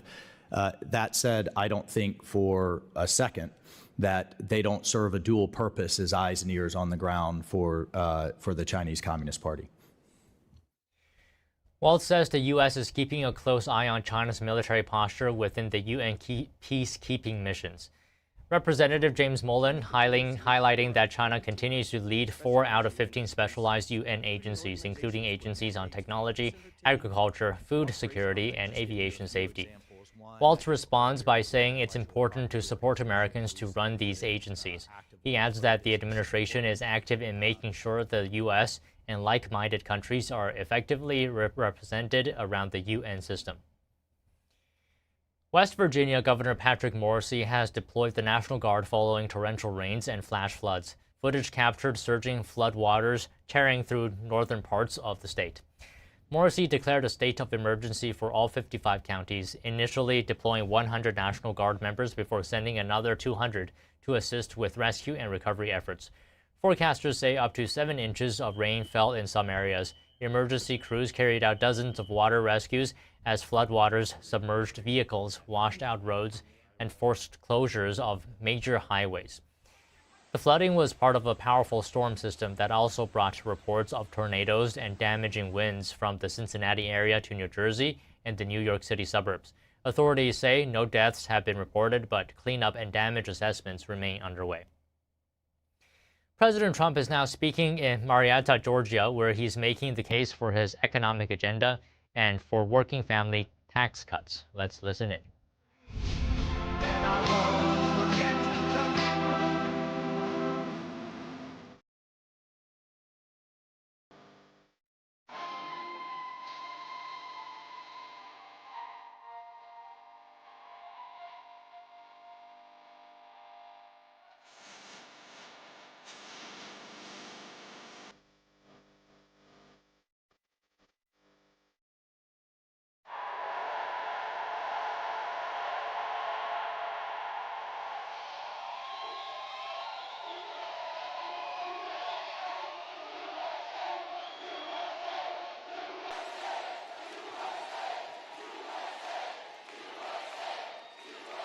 Well, thank you very much, everybody. It's a special place, and I am here to announce my candidacy.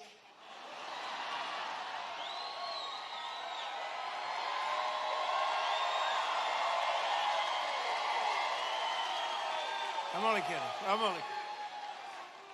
Nah, boy, I tell you what a group. We have thousands of people outside on a weekday. The weather's nice, but we're in Marietta. We're in Atlanta, right by it. And I just want to thank everybody. Those are places, you know, we had a tremendous victory here. And it was a big, beautiful victory. We won by a lot. And we have some great candidates running. They got to win by a lot. Otherwise, we're going communist. I don't think anybody wants that. We're not going to do that. But I'm thrilled to be back in the great state of Georgia with thousands of proud, hardworking American patriots. That's what you are. And with your help in 2024, we earned more votes than any candidate in Georgia history. There's never been anything like it. And when I say that, I have to be careful because look at all the fake news back there. They will correct me. They will say, he said he earned more. If I didn't earn, if I was 2 votes short, they would say, he's lying, he's lying. They are sick individuals. They're the fake news. But I have to be careful. No, we weren't. We had more votes than any candidate in the history of this great state, and I'm very proud. I love Georgia. I've always loved it. And every day since, I've been fighting for the people of Georgia like no president has ever fought before, and you're doing well, too. We're going to keep it that way. And 18 months ago, you were in trouble. Our country was in trouble, frankly. It was a catastrophe what was happening. Sleepy Joe Biden and the radical left Democrats, they're Democrats, D-U-M, Democrats, created the worst inflation in 48 years. Scott Bessent, was it the worst inflation in 48? Now, if Scott doesn't have credibility, nobody does, okay? He said it's the worst, and it was. It was actually, I think it was beyond 48 years, but 48 years is good enough. Wide open borders with millions of people, even from the world's worst prisons from all over the world. They were pouring into our country. All over the globe they came, prisons and gang members, drug dealers, child predators, and 11,888 murderers, many of whom committed more than one murder. More than 50% committed more than one murder. We had transgender for everybody. Men and women's sports came ravaging through our cities.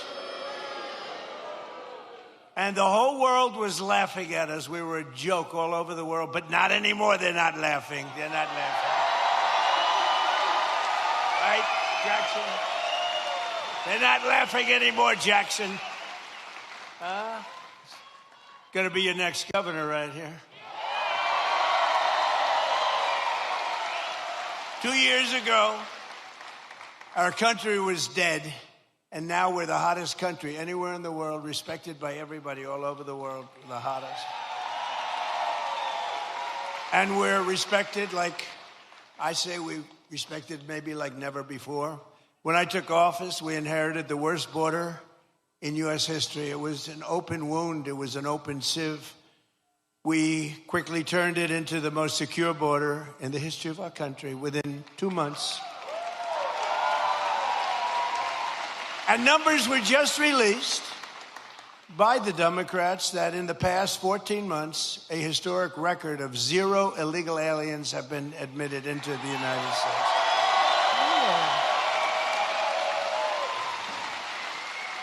And now our crime numbers are among the lowest they've ever been. It's plummeting downward, and nobody's ever seen anything like it. Nationwide crime has been the lowest numbers that we've had in many, many decades.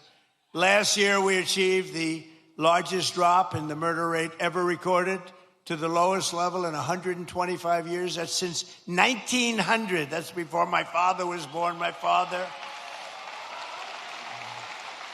Before my father was born, think of it, from the year 1900, lowest murder rate and that's despite the fact that we had millions of people poured into our country who were, in many cases, very, very dangerous people.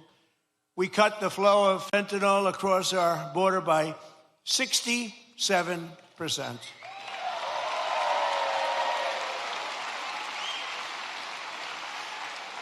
And drugs coming in by ocean, sea, by water was cut 97%. We're trying to figure out who the 3% are because they are among the bravest people anywhere in the world. You've seen that. They are the bravest people in history, I believe. We're making the largest ever investment in the United States Armed Forces, and we've got the strongest and most powerful military anywhere in the world by far. There's nobody close. And I built it during my first term. I built our military. And as you know, they stupidly gave a lot of it away, but actually it was a lot, but it was small compared to what we built.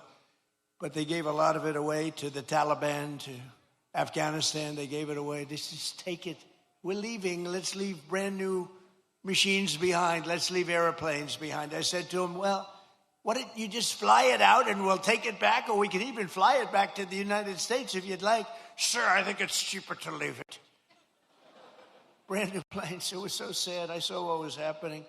What a disgusting thing took place. But we then, as you know, we won Venezuela, which is now working with us to produce millions and millions of barrels of oil. We're getting along great with them. One day. And we've already paid for that operation many, many times over. We're taking tremendous amounts of oil, and they're taking tremendous amounts of oil. It's a partnership, in a sense. They're doing a great job. We're working together. And millions of barrels of oil is going to Houston and Louisiana, coming to you indirectly after it's refined. They're refining it there. But millions and millions of barrels of oil, and also Venezuela is doing better than they've ever done before, too. The big oil companies are going in, and they're signing up. We have Chris Wright working on it, Doug Burgum working on it, Scott is working on them, and it's been incredible, actually. It's got serious oil. In fact, if you combine us and Venezuela, we have about 62% of the world's oil market. So we don't need straits. We don't need anything. We don't need the Hormuz Street, but we do it because we have to do it, because we cannot let Iran have a nuclear weapon. It's very simple.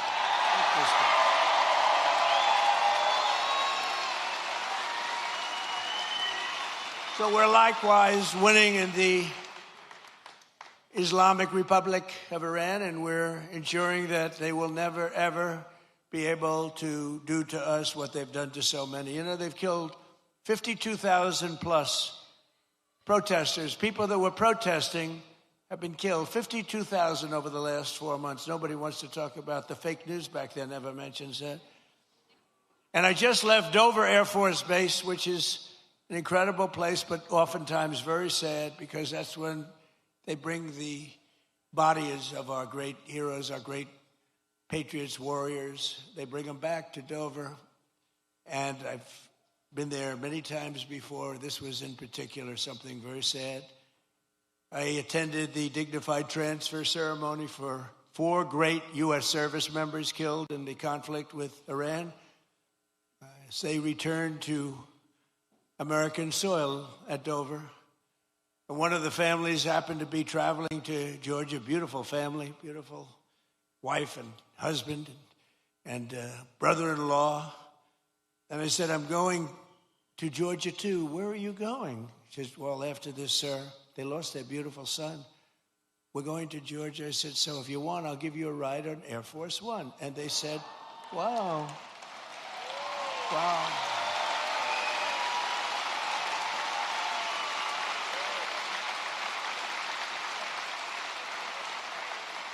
So today, I then said they're on Air Force One, and it's quite nice, I must say. And they said, wow, this is something, thank you so much. But they're heartbroken, you know, they're heartbroken. But they couldn't believe it. And they live very close to here. They live minutes away. And we're here today, and I said to them, celebrating the memory of their beautiful, this was a beautiful son. You know, I read, when I go to Dover, I read charts on all of the young people, and some are unbelievable. Some are a little bit, you know, they got a little bit of a couple of little bad things put in. This is a son who was like a flawless, perfect person, beautiful, beautiful son, handsome in every way, brilliant, respected by everybody. His sheet read so beautifully, and I told them that their beloved son, and it's his name was Lieutenant Tyler Feehan, and he was a person that was going all the way. He was going to be a general. He would have been a general very quickly. He was heading in that path. But I just want to thank Tyler's mother, Sherry, his father, Stephen, and his uncle, David, great people. I got to know them a little bit on the plane, and standing there watching this sight, which is, it's very, very tough to watch, to be honest with you. Very tough. I think it's the toughest thing I do. If anything I do all this stuff, but I think it's the toughest thing I do. But to Sherry and Stephen and David, we will carry Tyler's memory in our hearts forever. And I just want to thank you. It's an honor to have you here today. Please.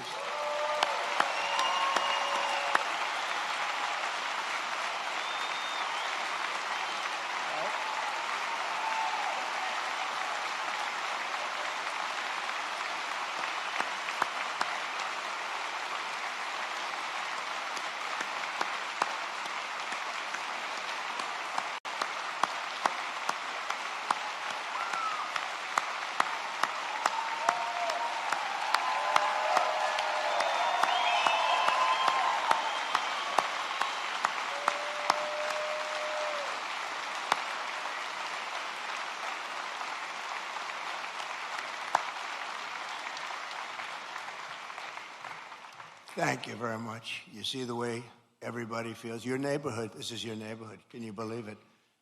You see the way they feel.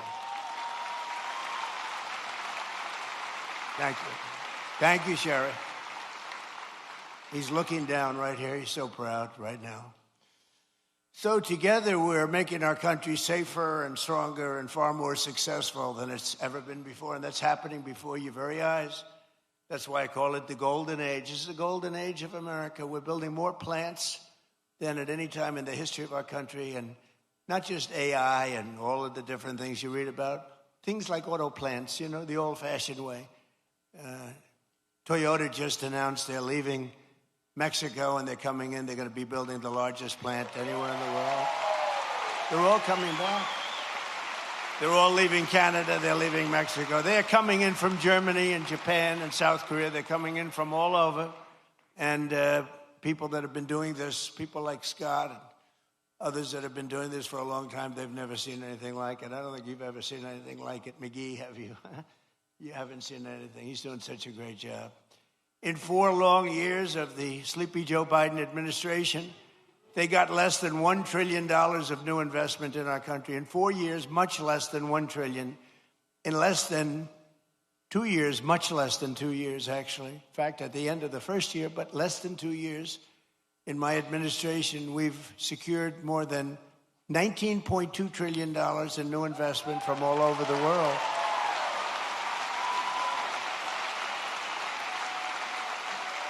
So think of that.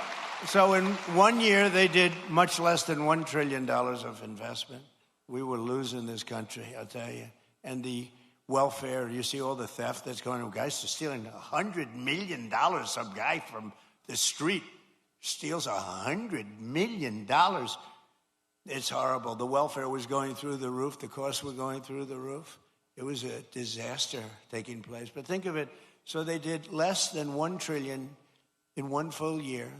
In 4 years, they did less. Think of this. In 4 years, they did less than $1 trillion. We did 19.2 in 15 months. Think of that.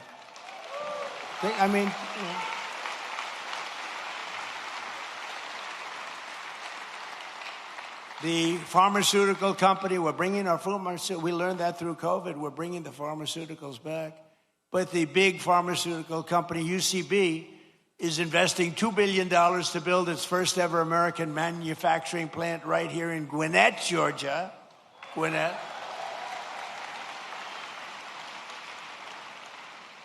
Look at the front row Joes. I love these people. I love these people.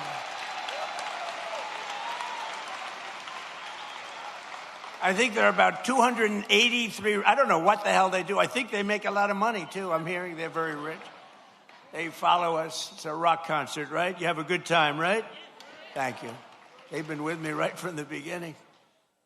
How many have you done so far, do you think? 4, 5, 6, close to 1,000. It might be. You think he's kidding? It might be. Well, we love you. Thank you very much. We love you guys. Thank you. We have groups. We have a group from, I don't know if they're here, but we have a group from North Carolina, women, beautiful women. They follow us, and they're at 218, I think. 219, they come, and I always say, what the hell are your husbands saying about this? This is crazy. They're these beautiful women. I think they're sort of a wealthy family. I don't know what the hell's going on with them. But, you know, like the front row Joes, it's good. We have a lot of those groups. They're just great. They've been with us right from the beginning. And you know why they're with us? Because they love our country. That's why they're with us. It's really why they're with us. So Japan is investing $600 million in a cutting-edge diamond processing facility, as you probably read this morning in your state. $600 million. Yamaha Motors is building its brand new U.S. headquarters in Kennesaw.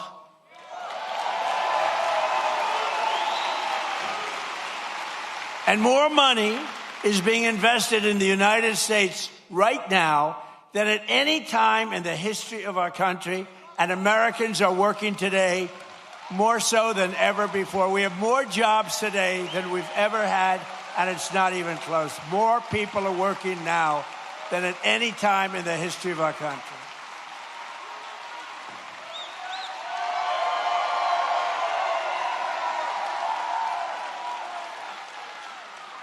And the stock market has said, and that's with this skirmish we have going on. I call it a skirmish.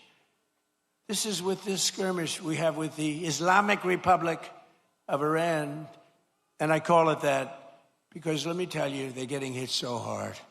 And they want to make a deal. But I say they're not ready to make a deal. Because every time they make a deal, they want to change it and everything. They're not ready. They'll be ready very soon. And this is despite this, it's going on. The stock market has hit 73 all-time highs since the election. Think of that.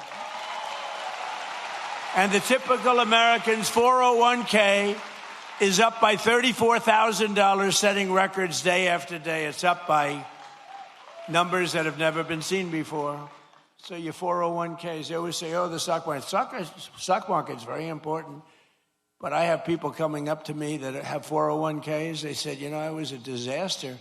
My family wouldn't talk to me. They thought I was a total loser. And now I'm like, the one guy said, I feel like Warren Buffett.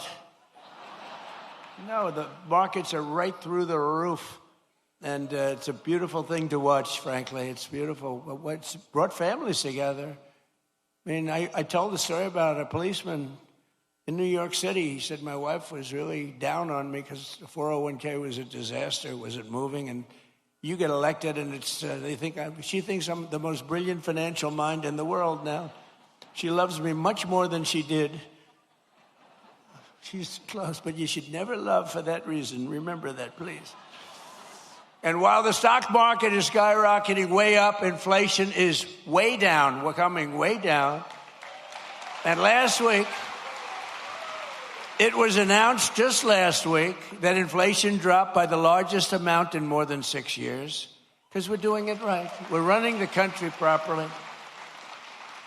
And they tried to blame high prices on me. So think of it. When I inherited this thing on January 20th, we had the highest inflation in many, many years, 48 years, they say.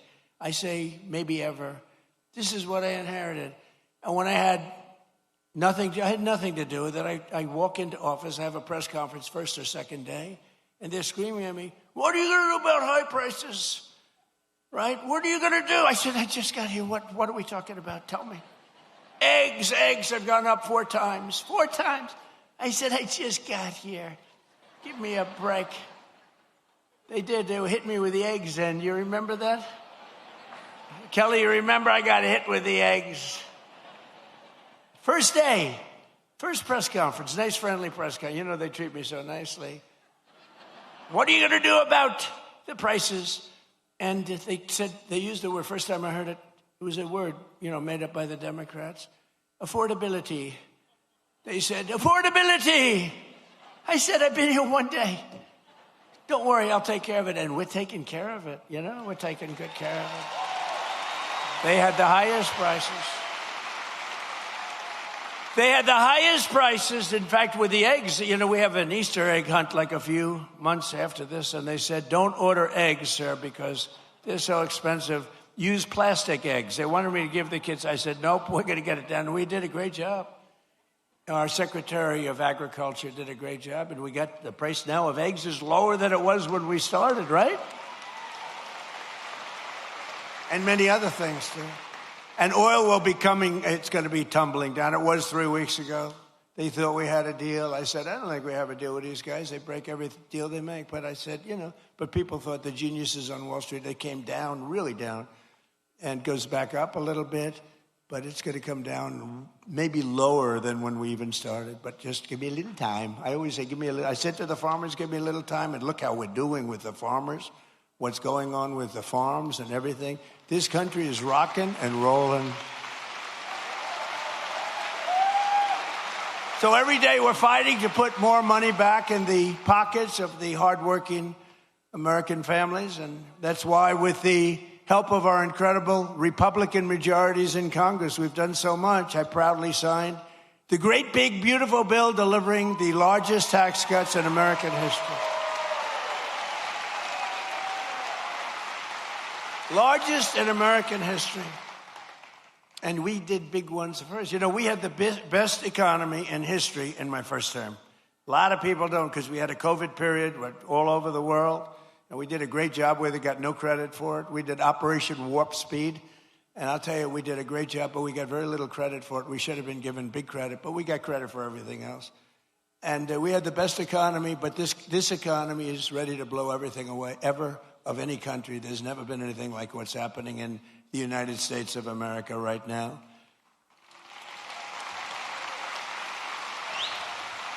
So I just want you to remember that if you're paying a little bit more, a lot of it's come down now. We got it coming down very rapidly, actually. Look at the number just released. But it really would, we inherited something from Biden, and we're giving it back to you, thousands and thousands of dollars each family. We gave it to you also. Remember, forgetting about prices, and I don't want to forget about it. I would never leave a sentence like that because they'll say, he said forget about prices. I said, despite anything you see, we gave you no tax on tips, no tax on overtime, no tax on Social Security for our great seniors.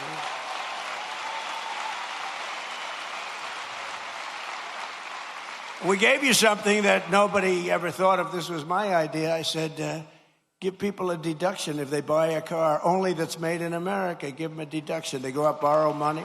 They're allowed to get a deduction. But this past filing season, 130,000 tipped workers right here in Georgia saved an average of more than $7,000 on their taxes. And that's because of no tax on tips. We're building a tremendous military facility at the White House. It's a ballroom, but it's also a big military facility, a drone port on top, and tremendous things underneath. And they've been working hard, a lot of overtime. They work till 11 o'clock in the evening, almost every evening, 11:30. They get there at 6 o'clock in the morning. They're really working. And the other day I went over to them and I said, gather together. And I had, hundreds of workers, very big thing it is. Beautiful. It's going to be incredible. It's an incredible project. It's a contribution to the United States of America by very wealthy people and very wealthy companies. It didn't cost this country. But what happened is I said to all the workers, it was a Sunday and they were working on a Sunday. Maybe they shouldn't. Maybe they should be in church. I don't know. I'll get them in trouble. But they were working on Sunday and I said, remember this, no tax on overtime, all the overtime they're making. And they gave me a big cheer. No tax on overtime. As an example, 700,000 Georgia workers saved an average of over $3,000 thanks to no tax on overtime. And 500,000 Georgia seniors paid $0 on their Social Security benefits thanks to no tax on Social Security. But perhaps most consequential of all is the provision that the great, big, beautiful bill that we're celebrating today. It's something that's beautiful. It's beautiful because it takes care of our youth. It's called the Trump accounts, and it's hot as a pistol. It's hot as a pistol. And under this groundbreaking new policy, every American child gets a tax-free investment savings account that can grow over the course of their childhood and be used for them when they reach 18 or 21. Their parents, grandparents, employers, and loved ones can contribute up to $5,000 a year. And with the modest contribution, these accounts will reach hundreds of thousands of dollars for these young people by the time they get to, let's say 18, let's say 21. But by the time they're just young adults, they could be worth hundreds of thousands of dollars, most likely will be. And for decades, Washington politicians gave our children absolutely nothing but debt. But the Trump accounts, we're finally seeing and ensuring that every young American gets a great start in life and a really fair shot at the American dream, which is what we all want. They all aspire to that.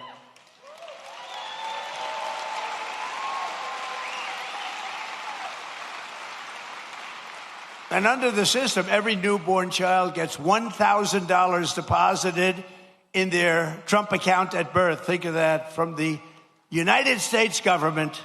Think of that. The government is finally giving money back to our children. You think that was easy to get from the Democrats? Not easy. Actually, they didn't vote for it. They didn't. I don't think we got one vote. We got a unanimous Republican vote. We didn't get any Democrat votes, I don't think. But they have a hard time justifying all of the things that they've done. But the government gives them $1,000 at birth, and from there it just goes up and up and up. And lots of people, like the employers, can put money into their children's accounts of the employees. It's a beautiful thing, and I'm seeing it. And again, over 7 million, and it really just started, I would say, Scott, a few weeks ago, because it was all all of the very, complex legal governmental things were worked out about 3-4 weeks ago. And we have over 7 million people already, children already. So that's great. And I want to just tell you that generous individuals like Michael and Susan Dell, Brad Gerstner, and so many others have donated billions of dollars to fund Trump accounts for millions of children. Some people are going to take the children from states, the entire state. Like Gerstner is looking at the state of Indiana, where he contributes the money for, these are wealthy people. They've made a lot of money. They're putting it back. But Michael and Susan, they're two special, incredible people. As an example, donated $6.25 billion into the accounts for youth. They gave them for youth. Michael Dell, Susan Dell. $6.25 billion. I have a friend, he gave $50 million. I said, that's peanuts. That's not even close to the $250 million that Michael Dell gave. I said, what are you doing? You can do better than that. But people are loving it. And you know what I say? Go out and buy a Dell computer, okay? Because as far as I'm concerned, that's great stuff. And the Trump Accounts app, for those that want, is now the #1 app in all of America. Isn't that nice for our youth? People are doing it. It just caught on. In the past 18 days, nearly $1.5 billion have been deposited into the Trump accounts. Think of that. The money is pouring in. And it's for children and all sorts of advantages and tax advantages for the people that do it and make this investment in our future, because it's really an investment in our future. And all you have to do is go to TrumpAccounts.gov, TrumpAccounts.gov, and sign your child up for a free investment account today, and the child gets $1,000 from the government.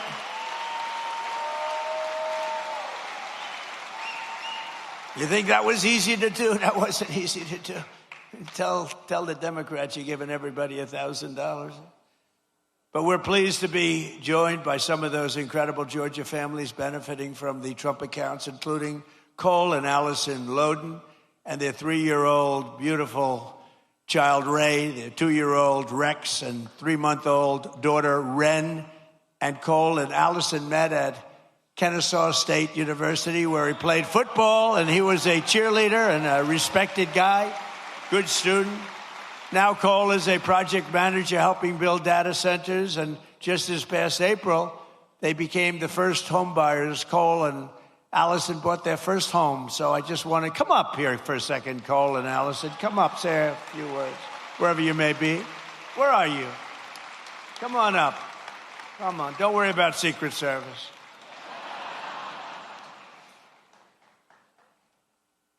We've had people come up. One of them almost got beat up, and all they did was, I said, come on up. And they, oh, beautiful. Wow. That's so nice. Be careful. You can't fall like Sleepy Joe. You can't. Come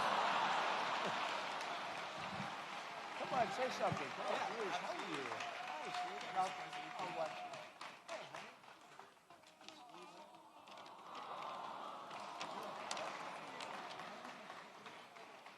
Thank you, Mr. President, and the White House staff for allowing my family to be a part of this special event.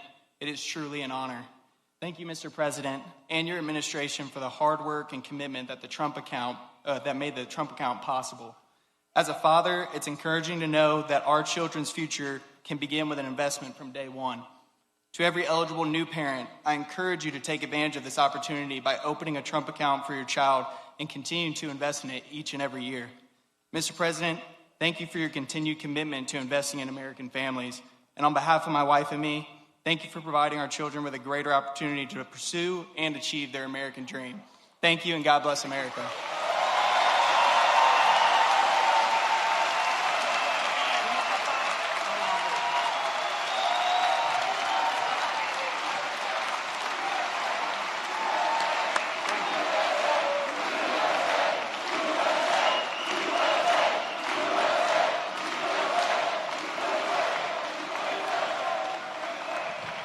Thank you very much, Cole. That's beautiful.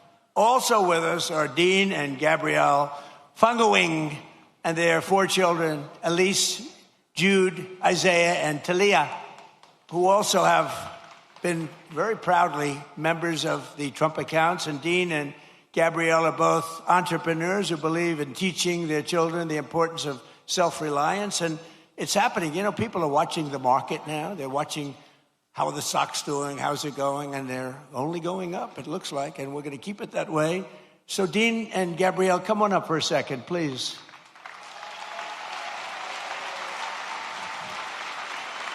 Wow. Wow. Beautiful.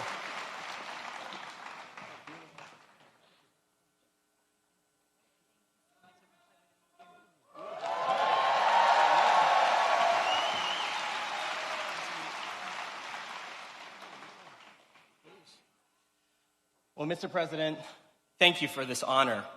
My American story began when my parents brought our family from Suriname to this city in 1990. We attended local schools and college right here in Georgia. And in 2008, my wife and I lost our jobs just before learning we were expecting our first child. A friend taught me the appliance repair and service trade, and it changed our lives. Together, we built a company serving over 55,000 homes across the city. And then she fired me and made herself CEO. Later, I founded a technology startup, and that patented technology, along with our team, protects millions and millions of square feet of commercial real estate from water damage. Standing with me today are my wife and our 4 beautiful children. We opened Trump accounts for each of them, and because investing in the next generation strengthens the fabric of America. Thank you. Thank you, Mr. President, and God bless America, and God bless you. Are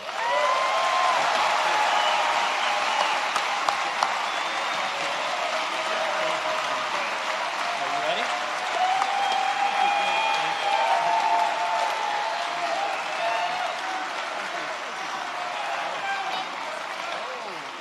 She made that for Kai.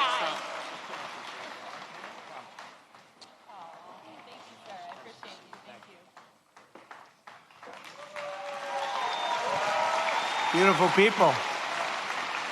Well, thank you all. We appreciate it. But while our administration is lifting up the next generation with the power of freedom and American capitalism, proven all over the world when it's done right, it's not always done right, but when it's done right, there's nothing like it. The radical left is actively trying to destroy our children's future with the disaster known as communism. It's communism. This isn't a social democrat. These are communists by another name, right? As I said in my recent address at Mount Rushmore recently, I don't know if anybody saw it, such a beautiful place. You know, the communists want to take it down. They try taking Mount Rushmore down. They want to blow it up. They want to take it down. They shouldn't be up there. These people are crazy. But communism is, in my opinion, communism is the single greatest threat to our country and its history, including even World War I and World War II, Pearl Harbor, 9/11. I think it's the greatest threat that I've ever seen to our country. These people are stone cold crazy. And it is the enemy of the free people everywhere and everywhere in the world. You see it happening, and every time it starts to happen, the areas where it's at, whether it's blue states, you see the blue states are all going bad. They're all going bad because communism is a loser. The concept, the policy, it's a loser, and it always has been, and it always will be.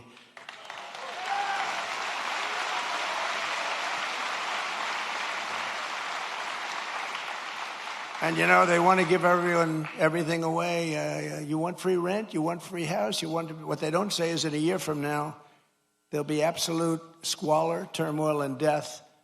And that's the way it's happened all the way. It goes back thousands of years by different names.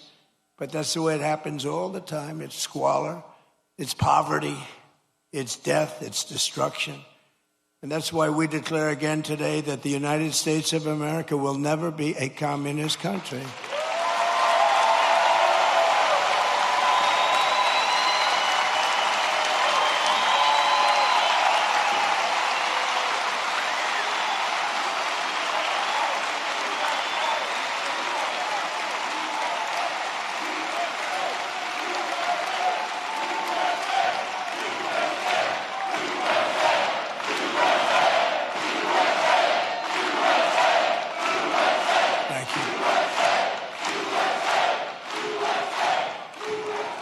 You know, remember during the State of the Union, I said that this country will never be a socialist country, remember? And I was right. They skipped socialism. They went right to communism. Georgia's a state that believes in common sense, and yet your terrible Senator, John Ossoff, he's terrible. And the Democrats in Congress are voting with the communists every single time. They're afraid of the communists. You look at it. Now, I fought Ossoff before, as you know, and we won. We had a great success against this guy. He reminds me of Pinky Herman. Did you ever see Pinky Herman? John Ossoff and the congressional Democrats voted against securing our border. They voted against our massive tax cuts that you have. They voted against the Trump accounts for your children. They want to raise your taxes by a lot, not lower them. We lowered your taxes. We gave you the greatest tax cut in the history of our country twice now. And they want to raise your taxes substantially. You know, I've been watching politics. I've been involved in politics in the other side, you know, for a long time. I've always found it interesting, fascinating, important. But I've never seen people say, ever, it's always politicians. I've watched great politicians. We will lower your taxes. They will always say, we will, even if they didn't mean it. They'd say, we will lower your taxes. These people say, we're going to raise your taxes. I've never heard it before. It's a new phenomena. It's a phenomenon. They voted against no tax on tips. They voted against no tax on overtime. They voted against no tax on Social Security for the seniors. They voted against voter ID. Can you believe that? Well, you saw what happened. They caught thousands of votes in New Jersey where illegal aliens were allowed to vote, thousands and thousands of votes. They voted in favor of the transgender mutilization of your children and in favor of men playing in women's sports. Isn't that lovely? They voted against lower energy prices, lower car prices, and bigger paychecks for everyone. They voted against every one of these things. John Ossoff and the Democrat communists want to let the Marxists into power, bankrupt your families, and leave you totally undefended with wide open borders. But we will not let that happen to our country. We're not going to let it happen. Right?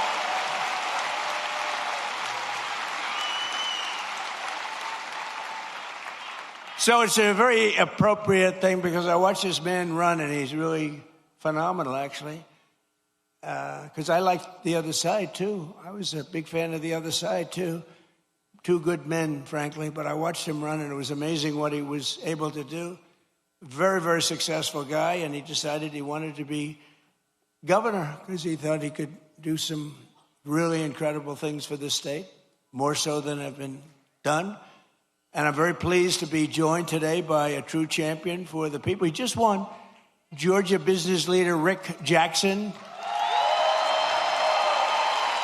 who I'm told has a big announcement to make. I don't know what this is. Come on up here, Rick.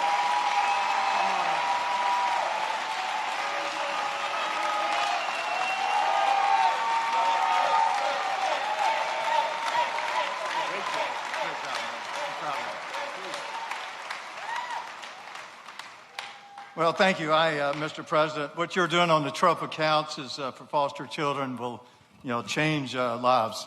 I know because I said earlier that it changed my life when I got a $100 Christmas gift in an orphanage.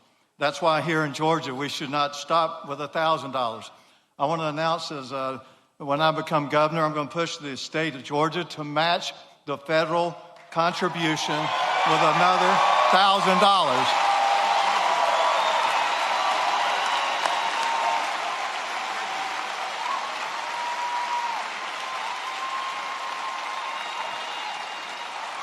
And I believe our legislature will approve that. If they don't, I will personally donate it myself.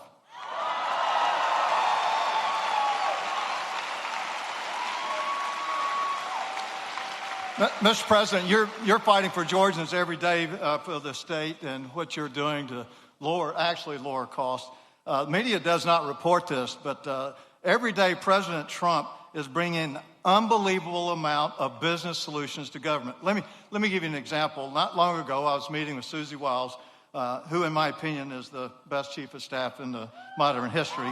But we were talking about America's antibiotics supply chain.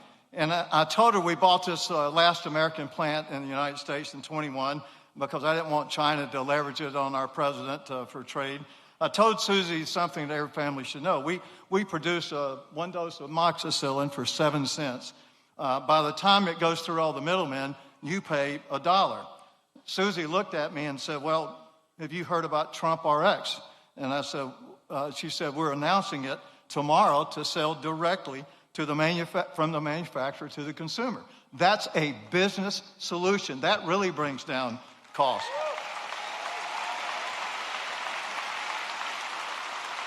When we bought this manufacturer of antibiotics, we wanted to change the name to U.S. Antibiotics, which I thought was a good name. So it took the Biden administration 7 months to approve our bottle logo where it had been for the entire 35 years. Then, last summer, we wanted to bring out for our kids amoxicillin extended release. Under the Trump administration, we applied to have a new drug that hadn't been here in 25 years. Under his administration, it was approved in 60 days. 60 days.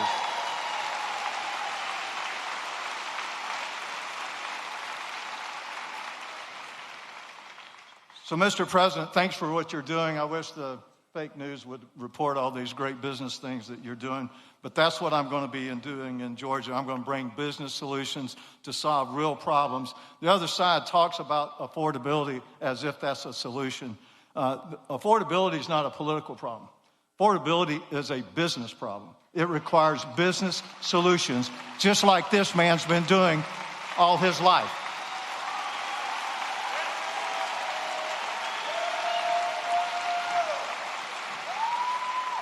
My opponent wants to cut down businesses and cancel them just because I visited a restaurant. Well, that's just wrong. We are not going to do that. And I'm going to make sure that Georgia is the best place to do business and reduce affordability to the lowest it's ever been. And I'm going to be this man's favorite governor.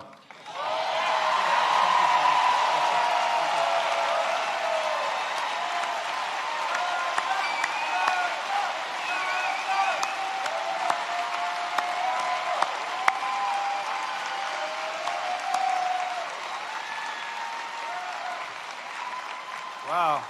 He's going to be a great governor. He will be great. Thank you very much, Rick. We also have some true warriors with us, including State Senator Brian Strickland, who is running for the job of Attorney General. That's an important one. Well, get out and vote, and he's going to be fantastic. You have my complete and total endorsement, as you know, okay?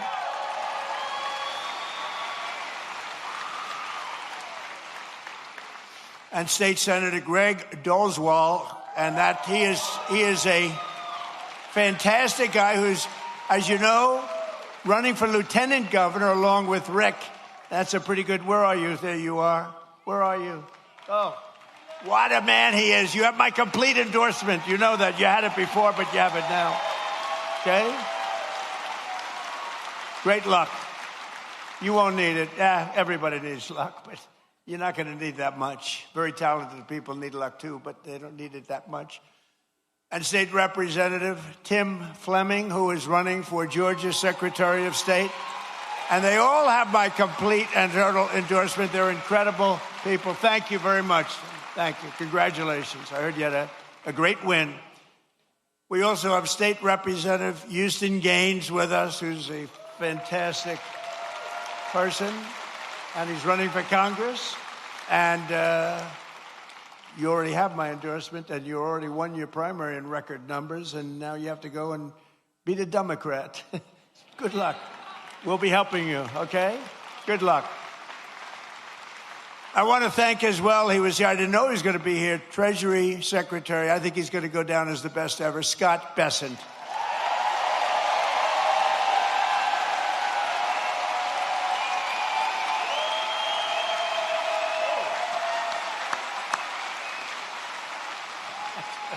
That's good, Scott.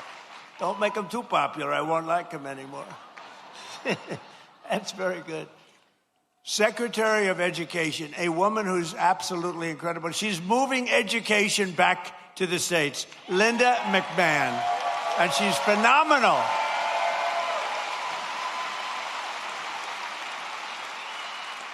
She's getting it back to the States so the parents can run the education. And I met your school board people. They were really great people, but, you know, they want to work with the parents, and that's what we're doing. And, Linda, you are doing some great job. She's moving it back. Not easy. Not easy. That's years and years of turmoil that went trying to do it. She just gets it done. This woman is incredible. Thank you very much. I appreciate it. Another great person and great administrator, a woman who's really smart. Everybody loves her. Everybody respects her. And she runs a thing called small business, but small business, when you add it all up, is probably bigger than any bank in the world, right? Kelly Loeffler, and you're here with Jeff. Jeff, stand up.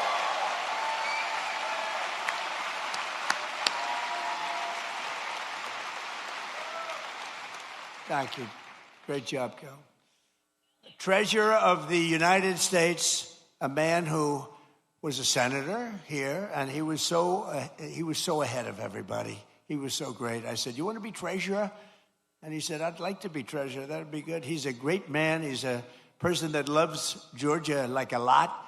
And it was not easy for him to take the other job, but he gets here. I'm sure he gets here plenty, but he loves Georgia. Brandon Beach. Brandon.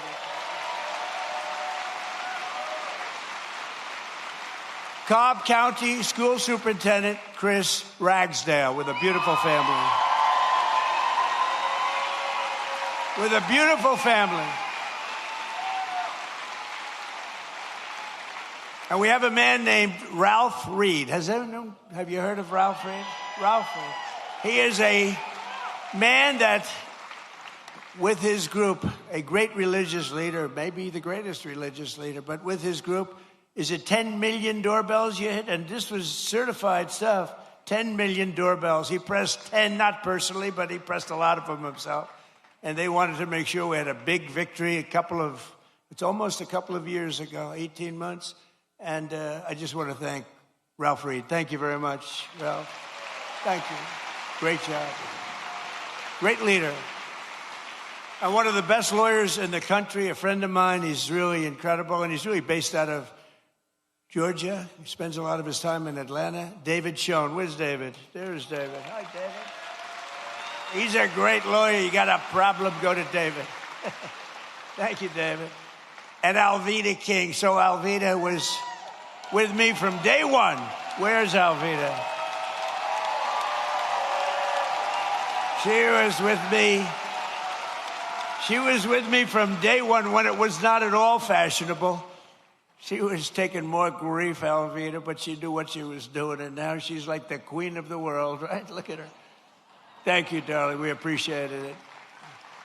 You always like those people when it wasn't fashionable, like Front Row Joe's. It wasn't fashionable, like the ladies from North Carolina, which maybe it wasn't fashionable. Well, they had a good time, at least. But these are great people. Thank you all. Thank you all. Great group. And you guys get yourselves elected, please. I also want to thank a man who had to stay back in Washington to vote for Making America Great Again. Maybe the most important man in this room right now is not here. His name is Mike Collins, and he's going to beat Pee Wee Herman.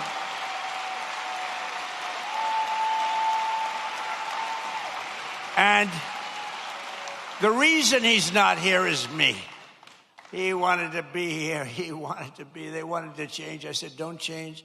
Mike's not here, and it is my fault because we have a very big vote coming up on the military, farming, and other important things in a little while. It's going to be a little while.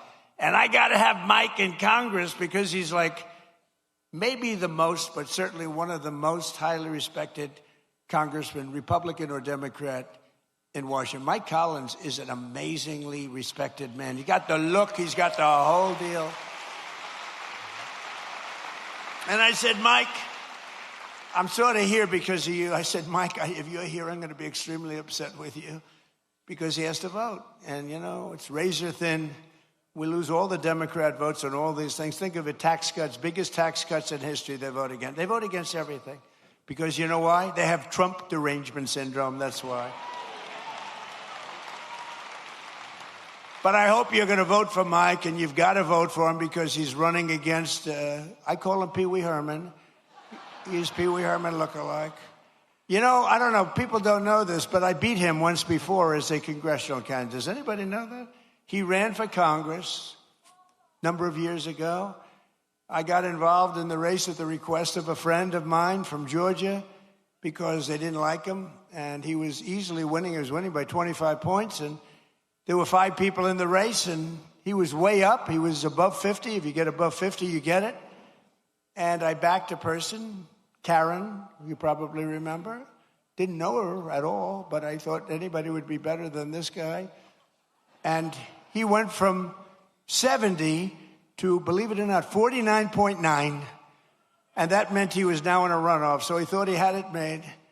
And he was in a runoff. And I got involved a little bit. I came here twice. I did a couple of rallies. And she ended up winning the race. He lost. But I have to hand it to him because instead of being a congressman, he later on became a senator. If he was a congressman, he probably wouldn't have run. Who knows? I gave him a little credit for that. But he was easy to beat. He wasn't. I can't believe that he's a senator and he's not respected at all in Washington. You don't even hear his name mentioned. You don't hear his name mentioned. I mean, I hear all the names. I hear all the bad ones and the good ones. I hear them all. But you don't hear his name mentioned. He's not even a factor. But you have a guy that is the most respected, just about one of the most respected people in Mike Collins. And I hope you're able to go out and really cast your vote for him. He will bring so much. They call it pork. We call it money. But he'll bring a lot of action back to your state. He's a great guy, and he loves your state, and he's worked hard. He's got the whole package. Mike Collins, vote for Mike. And he's hard at work. He's hard at work right now in Washington. And last but not least, we have the CEO of... So I like baseball. I like baseball. But this guy's done such a great job. You know, the Mets have the highest salary in baseball, and they lose all the time. I'm trying to... And I say, maybe we could steal this guy. But the team, the way the Atlanta Braves has been managed for years, right? For years and years. And he's the CEO of the Atlanta Braves, Mike Plant. He's been, you know, you don't realize how good he is. You know, when you have one of these guys, there are teams like that, you know, where they never go down. Then you have other teams, we're rebuilding. They've been rebuilding for years. I don't want to mention teams because I know all the owners are all friends of mine. I get myself in trouble. But they're always rebuilding. We're rebuilding. This guy never rebuilds. He just stays at the top. He's amazing. And then he loses the best player. He loses a great first baseman. I would say great first baseman. And they keep going along. And they get things for the first baseman. And he was really good. Dodgers got him. But I watched the Braves for years, and they've done such a great job. So along with one of the best managers in baseball, Braves legend Brian Snitker, who was recently inducted into the Baseball Hall of Fame. Brian, both of you come up. Would you both come up? Come on up here. They deserve a little credit. They deserve credit. I mean, I've suffered with teams for the years I've suffered. Oh, listen.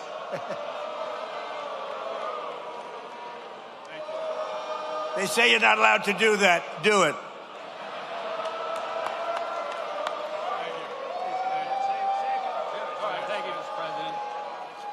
Thank you, Mr. President. Welcome to Marietta. And as you can see, Braves country is a real thing. And you got a room full of Braves country right here. Mike and I presented President Trump with one of our 4th of July 250th anniversary jerseys that the team wore over that weekend. And I just wanted to tell President Trump that we're going to be back in Washington about a year from now. We're going to give him another World Championship jersey. So thank you.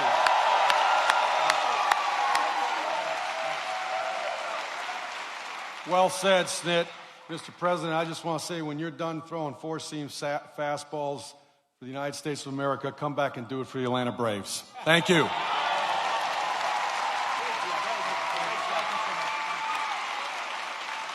That's a great team. Those two are a great team. No, it's true. You watch you suffer with these teams for years and years. And these guys, every year, they have a great team. So that's called talent. Some people have it, some people don't. Most people don't. But under the Trump administration, Georgia is prospering again and America is winning again because we finally have a president who puts America first. We put America first. And I'm so proud of it, under my most favored nation, if you look at our policy on drugs, we have a most favored nation policy, meaning of all the nations in the world, we have to get the most favored price. And it wasn't easy, and I'm not going to bore you by saying I had to get other nations to approve it. And I did threaten them with tariffs if they didn't approve it. And I threatened the drug companies. I threatened everybody to get this done. And no other president even tried because they said it was impossible to do. But we're delivering the largest prescription drug price cuts in history by a difference of 400, 500, and 600% reduction. So for decades, Americans paid the highest price for prescription drugs anywhere in the world. We were the highest price anywhere in the world. And now we're paying the lowest price anywhere in the world. And that has a huge impact on your healthcare costs, on everything. I'm very proud of it. Everybody said it couldn't be done. No other president even tried it because you had to get the drug companies, which is tough, but then you had to get the other nations to approve it, which is even tougher. So all you have to do now is go to TrumpRx.gov and you're going to get drugs for prices that you never believed. I mean, prices where they're 80%, 70%, 60%, 90% in one case I saw, lower. So go there and just get your drugs and at a minimum price them out and go to your store and see if they can match it. But I don't think anybody's going to match them.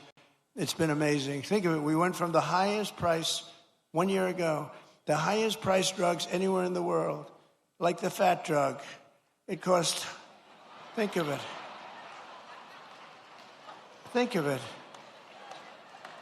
It cost $1,400 in New York, and in London it was $87. Okay, I told you I have a friend of mine. He's fat as you never saw a guy like this. He's a very smart guy. Scott knows him very well. He's a great businessman, but highly neurotic, always eating. He does two things. He eats and he makes deals. And the eating he's not good at, other than quantity. But the making deals, he's very good. But he called me up because, I buy this fat drug. And now he calls me Mr. President. He used to call me Donnie. Donnie, I buy this fat drug. And in New York, I pay $1,400. And in London, I just paid $87. They said, you're so rich. How do you even know? He said, I don't know. My people told me that. And so he said, I went out and I had it checked. And it was from the same exact company, the same plant. It was actually made in the United States, the same everything. He said, what the hell kind of a deal? I'm paying like almost 10 times as much. I said, that's the system. But it really awoke in me. And I said, I got to do something about it because he's right. A pill that will sell for $10 in London or in Munich, $10, is selling for $100 or $120 for a pill in New York City or in Chicago, Los Angeles, or any other place. And I said, we got to do it. It's unfair. And I called up the drug companies, and they fought me, and then they said, you're right. They had all sorts of excuses. Well, we have to do research. I said, well, you're doing research for other countries too, right? So they finally gave in under very, very tough time for them. And then they said, and they gave in because they never thought I'd get the countries to do it. And I called up France. I started with Emmanuel Macron. I said, Emmanuel, you must raise your drug price. Oh, Donald, why would I do that? Because we're paying too high, and you're paying too low, and we're going to meet somewhere in the middle. No, Donald, I will not do that. Yes, you will. No, I won't, Donald. I will not do that, Donald. I said, yes, you will. And then finally he said no. I said, here's what I'm going to do. I'm going to put a 200% tariff on every bottle of wine and champagne coming out of France. And he said, Scott was there, and he said, Donald, it would be my honor to do that. And we got France, so we got all of them the same way. That's too complicated.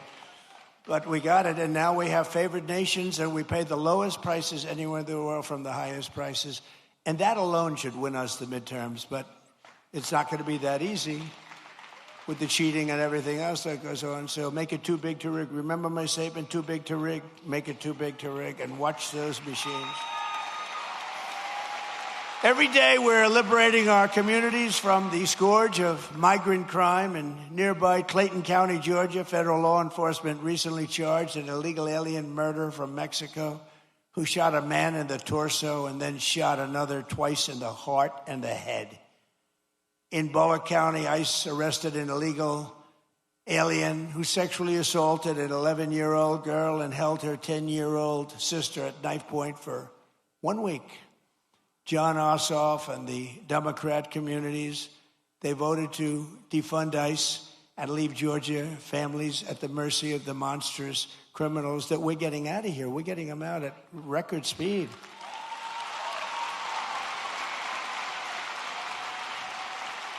And by the way, we always stand with the heroes, the patriots of ICE and Border Patrol. Always. They take such abuse, and they do their job.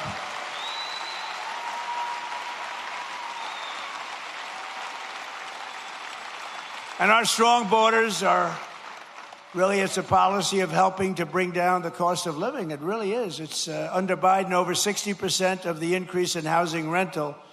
The rental cost demand came from the flood of illegal aliens coming into our country. The government would pay thousands of dollars a month for apartments for illegal aliens. But for our warriors, for our ex-servicemen, for people that served in our military for 20 years and 25 years, and then they couldn't get into an apartment. They were living in the street. They didn't do anything. But they took care of illegal aliens, paying thousands of dollars a month in some of the most luxurious hotels in the country. It's crazy what they were doing. It's crazy. But thanks to our policies, the cost of rent is now down by more than 10% in a short period. In the Atlanta area, compared to the peak of the border invasion. I mean, these people were occupying all the apartments that the government was paying, and they were never going to be great. They were never going to be, remember the word I made up, the caravans. They came in thousands and thousands came by caravan, and many murderers were in these caravans. To stop the massive theft of taxpayer dollars, including by the millions and millions, we have launched the war on fraud, led by Vice President J.D. Vance. He's doing a great job. We ended Medicaid for illegal immigrants, and we redirected $50 billion to make the largest investment in rural health in the history of our country. You're getting hospitals built in areas just like this that the Democrats would never do it. Number one, they said that's Trump country. We're not going to do anything. They wouldn't spend because we did. We got tremendous votes. In your whole state, we got tremendous. We won in a landslide. In just 18 months, we've turned this country around like nobody's ever seen before. Think of it. Our border is secure. Jobs are up. Inflation is way down. Factories are opening. Investment is pouring into our country. I told you, $19.2 trillion. Our military is more powerful than it has ever been before by far. You see that. Venezuela, Iran. America is back. It's stronger than ever before. And I'm telling you, it's only going one way. It's going up. As long as we keep our current thinking, our current system, it's going up. If you go the other way, nothing ever succeeds. I made the statement once, with communism, everything turns to shit, okay? It's true. Terrible thing.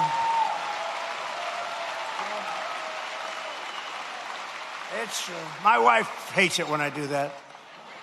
She said, you were doing so nicely, and then you had to use a foul word. You know, Franklin Graham wrote me a letter.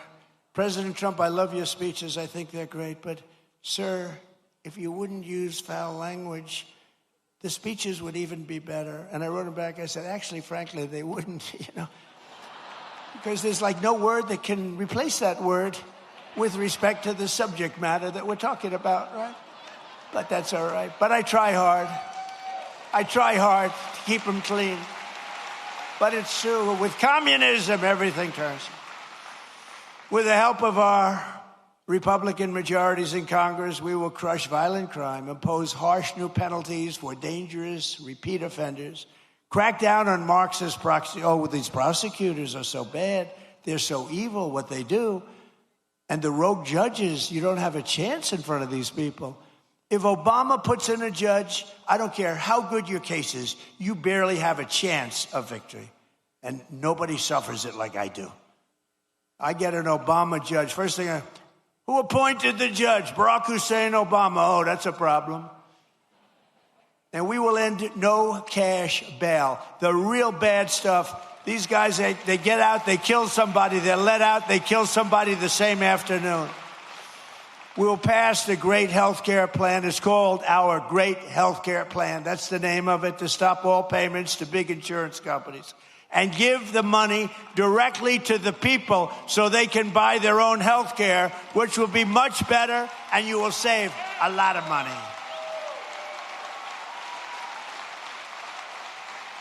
Because as you see, Obamacare is a total disaster.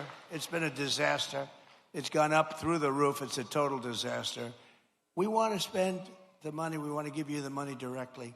Buy your own health care. What's happening is these insurance companies take in billions and billions of dollars, and they don't give a damn about you. And you go out and you get crummy health care at a price that's unaffordable. So we want to give you the money, and you spend the money, and you go around and negotiate. You're going to have money left over. It's so much better, and you're going to have much better health care.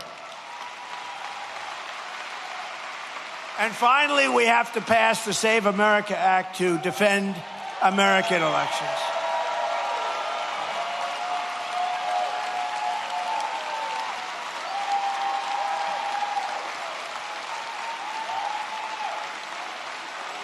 And I have to say, Mike Johnson and Congress have done a great job, but we're having a hard time in the Senate. The Senate, what they're doing is just not right. Congress is going to pass it again. They passed it 3 times. They're going to pass it again. It's like the Senate is a place that you send things when you want them to die. We can't do this, and we're not going to take this any longer. We're not going to take it. I'm trying to be nice, trying to be really nice. You saw we had a big victory last night in Arizona. I've had victories everywhere. But we're not going to be able to take it much longer. When they can't get past voter ID, proof of citizenship, no mail-in ballots because they're crooked as hell. So right now, Congress is working to get as much of our plan as possible into the budget bill to identify and really terminate. Look, what they should do? Very simple. A lot of you don't know about filibuster. They should terminate the filibuster and approve everything. Because the Democrats are going to do it. The Democrats are going to terminate the filibuster as soon as they have a chance. And then they're going to approve Puerto Rico and D.C. as a state. They got 4 more senators. They're going to end up with 12 more congressmen. They're going to get like 40 electoral votes. If they are allowed to do that, by that time I'll be sitting home. And I'm not a big crier. I don't think you want to see me cry, There are some people, they do very well when they cry.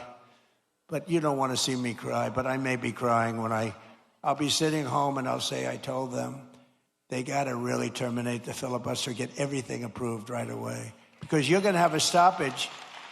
You're going to have a stoppage in September. The Democrats won't approve everything. They become deranged, like deranged Jack Smith. Remember that deranged sick puppy? They're deranged, and they won't approve. You're going to have a shutdown in September. And in 2 years later, you have the debt ceiling bill. They would love it. I call it the 1929. You know what 1929 means? That was not a good year. And there's no reason for it. They should terminate the filibuster. Everybody call John Thune at the Senate. He's the leader of the Republican Party, and tell him to get this stuff approved.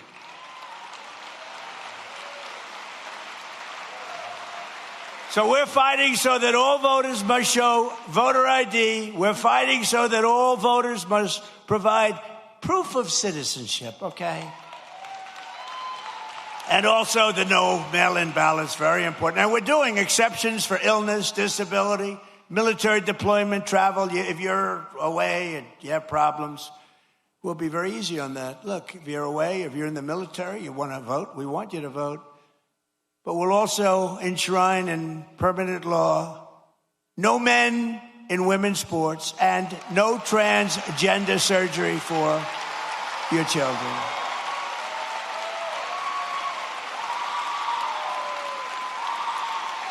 So, ladies and gentlemen of Georgia, the golden age of America is upon us. We are in the golden age. This is the greatest we'll ever be.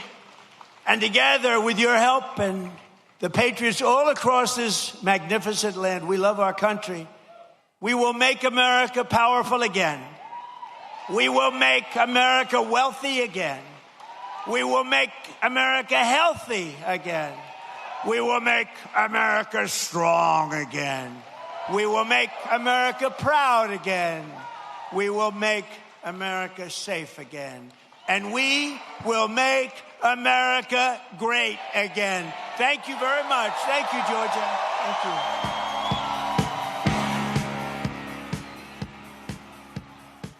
And that was President Trump in Georgia touting his Trump accounts. That was the main focus of his speech. So it's a tax advantage savings account for children, and it's going to give a $1,000 government contribution for eligible newborns and annual private contributions of up to $5,000 from parents and grandparents, employers, or others. And President Trump talked about other aspects as well during this speech. He's touting several accomplishments, including illegal border crossings falling to record lows, saying crime and murder rates have dropped dramatically. And he's saying just now before he ended that the golden age of America is here. And he's saying that the Senate needs to pass the Save America Act. The House has passed it a number of times. The Senate, he says, call Senator John Thune, the leader of the Republicans in the Senate, to tell him get it passed. President Trump said he has been very nice on this, but it needs to be passed. And on foreign policy, President Trump is saying that the U.S. is working with Venezuela on oil production, saying it's mutually beneficial partnership. And I'll just highlight one more thing. The administration on the Iran war President Trump reiterating that it is to prevent Iran from obtaining a nuclear weapon. And Iran, President Trump says, has suffered severe setbacks. All right, let's move on here. Tropical storm Bertha made landfall today in southern Louisiana. Governor Jeff Landry warning the public to remain vigilant despite a positive forecast. And the good news is that the storm is likely not to produce the type of rainfall or wind event that it could have. But I want to remind everyone of something important, that forecasts can change, and even a weaker storm can produce dangerous rainfall, localized flooding, and hazardous travel conditions.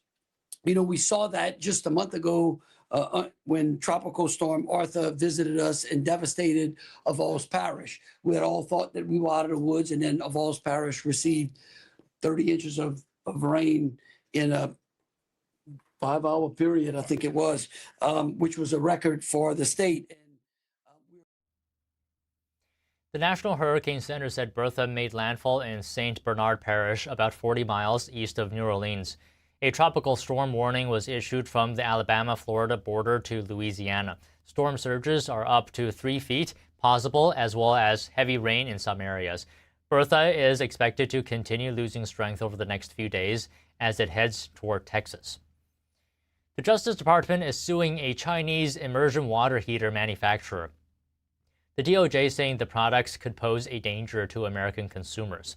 According to the complaint, the immersion heaters can overheat and catch fire within minutes when energized, either completely or partially out of water. The DOJ said the Consumer Product Safety Commission received 235 fire-related reports involving the product. The commission investigated several of those incidents. According to the DOJ, testing showed that the heaters could catch fire within minutes under certain circumstances. The DOJ and the Consumer Product Safety Commission are demanding a recall. The FIFA World Cup has ended and some of the numbers are coming in. The impact to New York and New Jersey is said to be mostly successful. NTD Sean Marshall has more on the story. World Cup fans spent $1.2 billion in June alone, generating a total economic impact of $2.1 billion, according to the New York and New Jersey Host Committee. The Host Committee says $228 million in tax revenue was generated at the same time. Overall, the World Cup for the U.S. economy was tremendously impactful. For New York, New Jersey, it's an awesome thing. I just got off the phone a little while ago with a lawyer from that area who is one of our clients, and he said, my gosh, you can't imagine how great this was for our city, because it's not just the impact that it has on things such as the MetLife Stadium but it's all of the other businesses that are impacted. It is restaurants, it is bars, it is hospitality industry, folks that just get such a major uptick. President Donald Trump said it was the most successful World Cup ever on Tuesday, praising the 2026 tournament that was co-hosted by the U.S., Mexico, and Canada. We didn't even have a protest. We had no crime. With all those events, was like having many, many Super Bowls. Each one was like a Super Bowl. And with all of that, we didn't have crime. We didn't have bedlam. Everybody left here with a different opinion than what they read in the fake news. They love this country. I saw Scotland. I saw Norway. I saw all these countries. I mean, the level of love that nobody wanted to leave. FIFA itself has received what is a report about this being the single greatest sporting event in history. The 2026 FIFA World Cup allowed $9 billion in revenue for FIFA. And so, look, they were smart about it. They increased the number of teams from, I think it was 32 to 48, the number of matches from 64 to 104. And, this was more than just let's make some money off of a single season's event. I believe this season was a big push politically. I believe it was a big push economically for the U.S. Even though New Jersey Transit and hotel numbers were lower than anticipated, shuttles still took more than 116,000 fans over the 8 games, with everyone leaving in less than 3 hours after the games. Sean Marshall, NTD News. A police chase takes a crazy turn when the suspect hops out of his vehicle in an attempt to escape and does a surprisingly graceful dive off a bridge. Take a look. A suspect is in custody after shocking pursuing authorities with a head-first dive off a Missouri bridge. After the man allegedly fled a traffic stop and led a small chase, he suddenly exited his vehicle, which kept rolling, and dove headfirst over the edge into the waterway. Contact Water Patrol. He just jumped over the bridge. The Stone County Sheriff's Office shared the video on social media, where some viewers immediately drew comparisons to the fugitive. I did a Peter Pan right here off of this dam, right here. Others were more focused on the out-of-focus dashcam video quality. To be clear, the Sheriff's Office said officials later located and apprehended the man. KYTV reports he allegedly headbutted 2 deputies while being arrested. Sheesh. Talk about tackling life's challenges head first. And from a suspect swan dive to an amazing airborne orca. Passengers aboard a whale-watching boat in Central California were treated to quite a show in Monterey Bay when a pod of killer whales went after a group of dolphins. There were plenty of thrilling moments, but it was this one where an adult orca breached, ramming a dolphin with enough force to blast it out of the water that officials with Sanctuary Cruises told KSBW was something truly special. Finally, it was trash that went airborne in shocking video from Milwaukee showing an explosion during garbage collection that officials say was caused by oxygen tanks being improperly disposed. One city worker was hospitalized, but officials say he was lucky to have been wearing safety goggles during the blast. They shared the video to underscore the critical importance of proper disposal of pressurized tanks. Thank you for watching NTD Newsroom. I'm Don Mom. Let's take a quick break now, and we'll be back. But remember, NTD Evening News at 6 p.m. Eastern, 3 p.m. Pacific.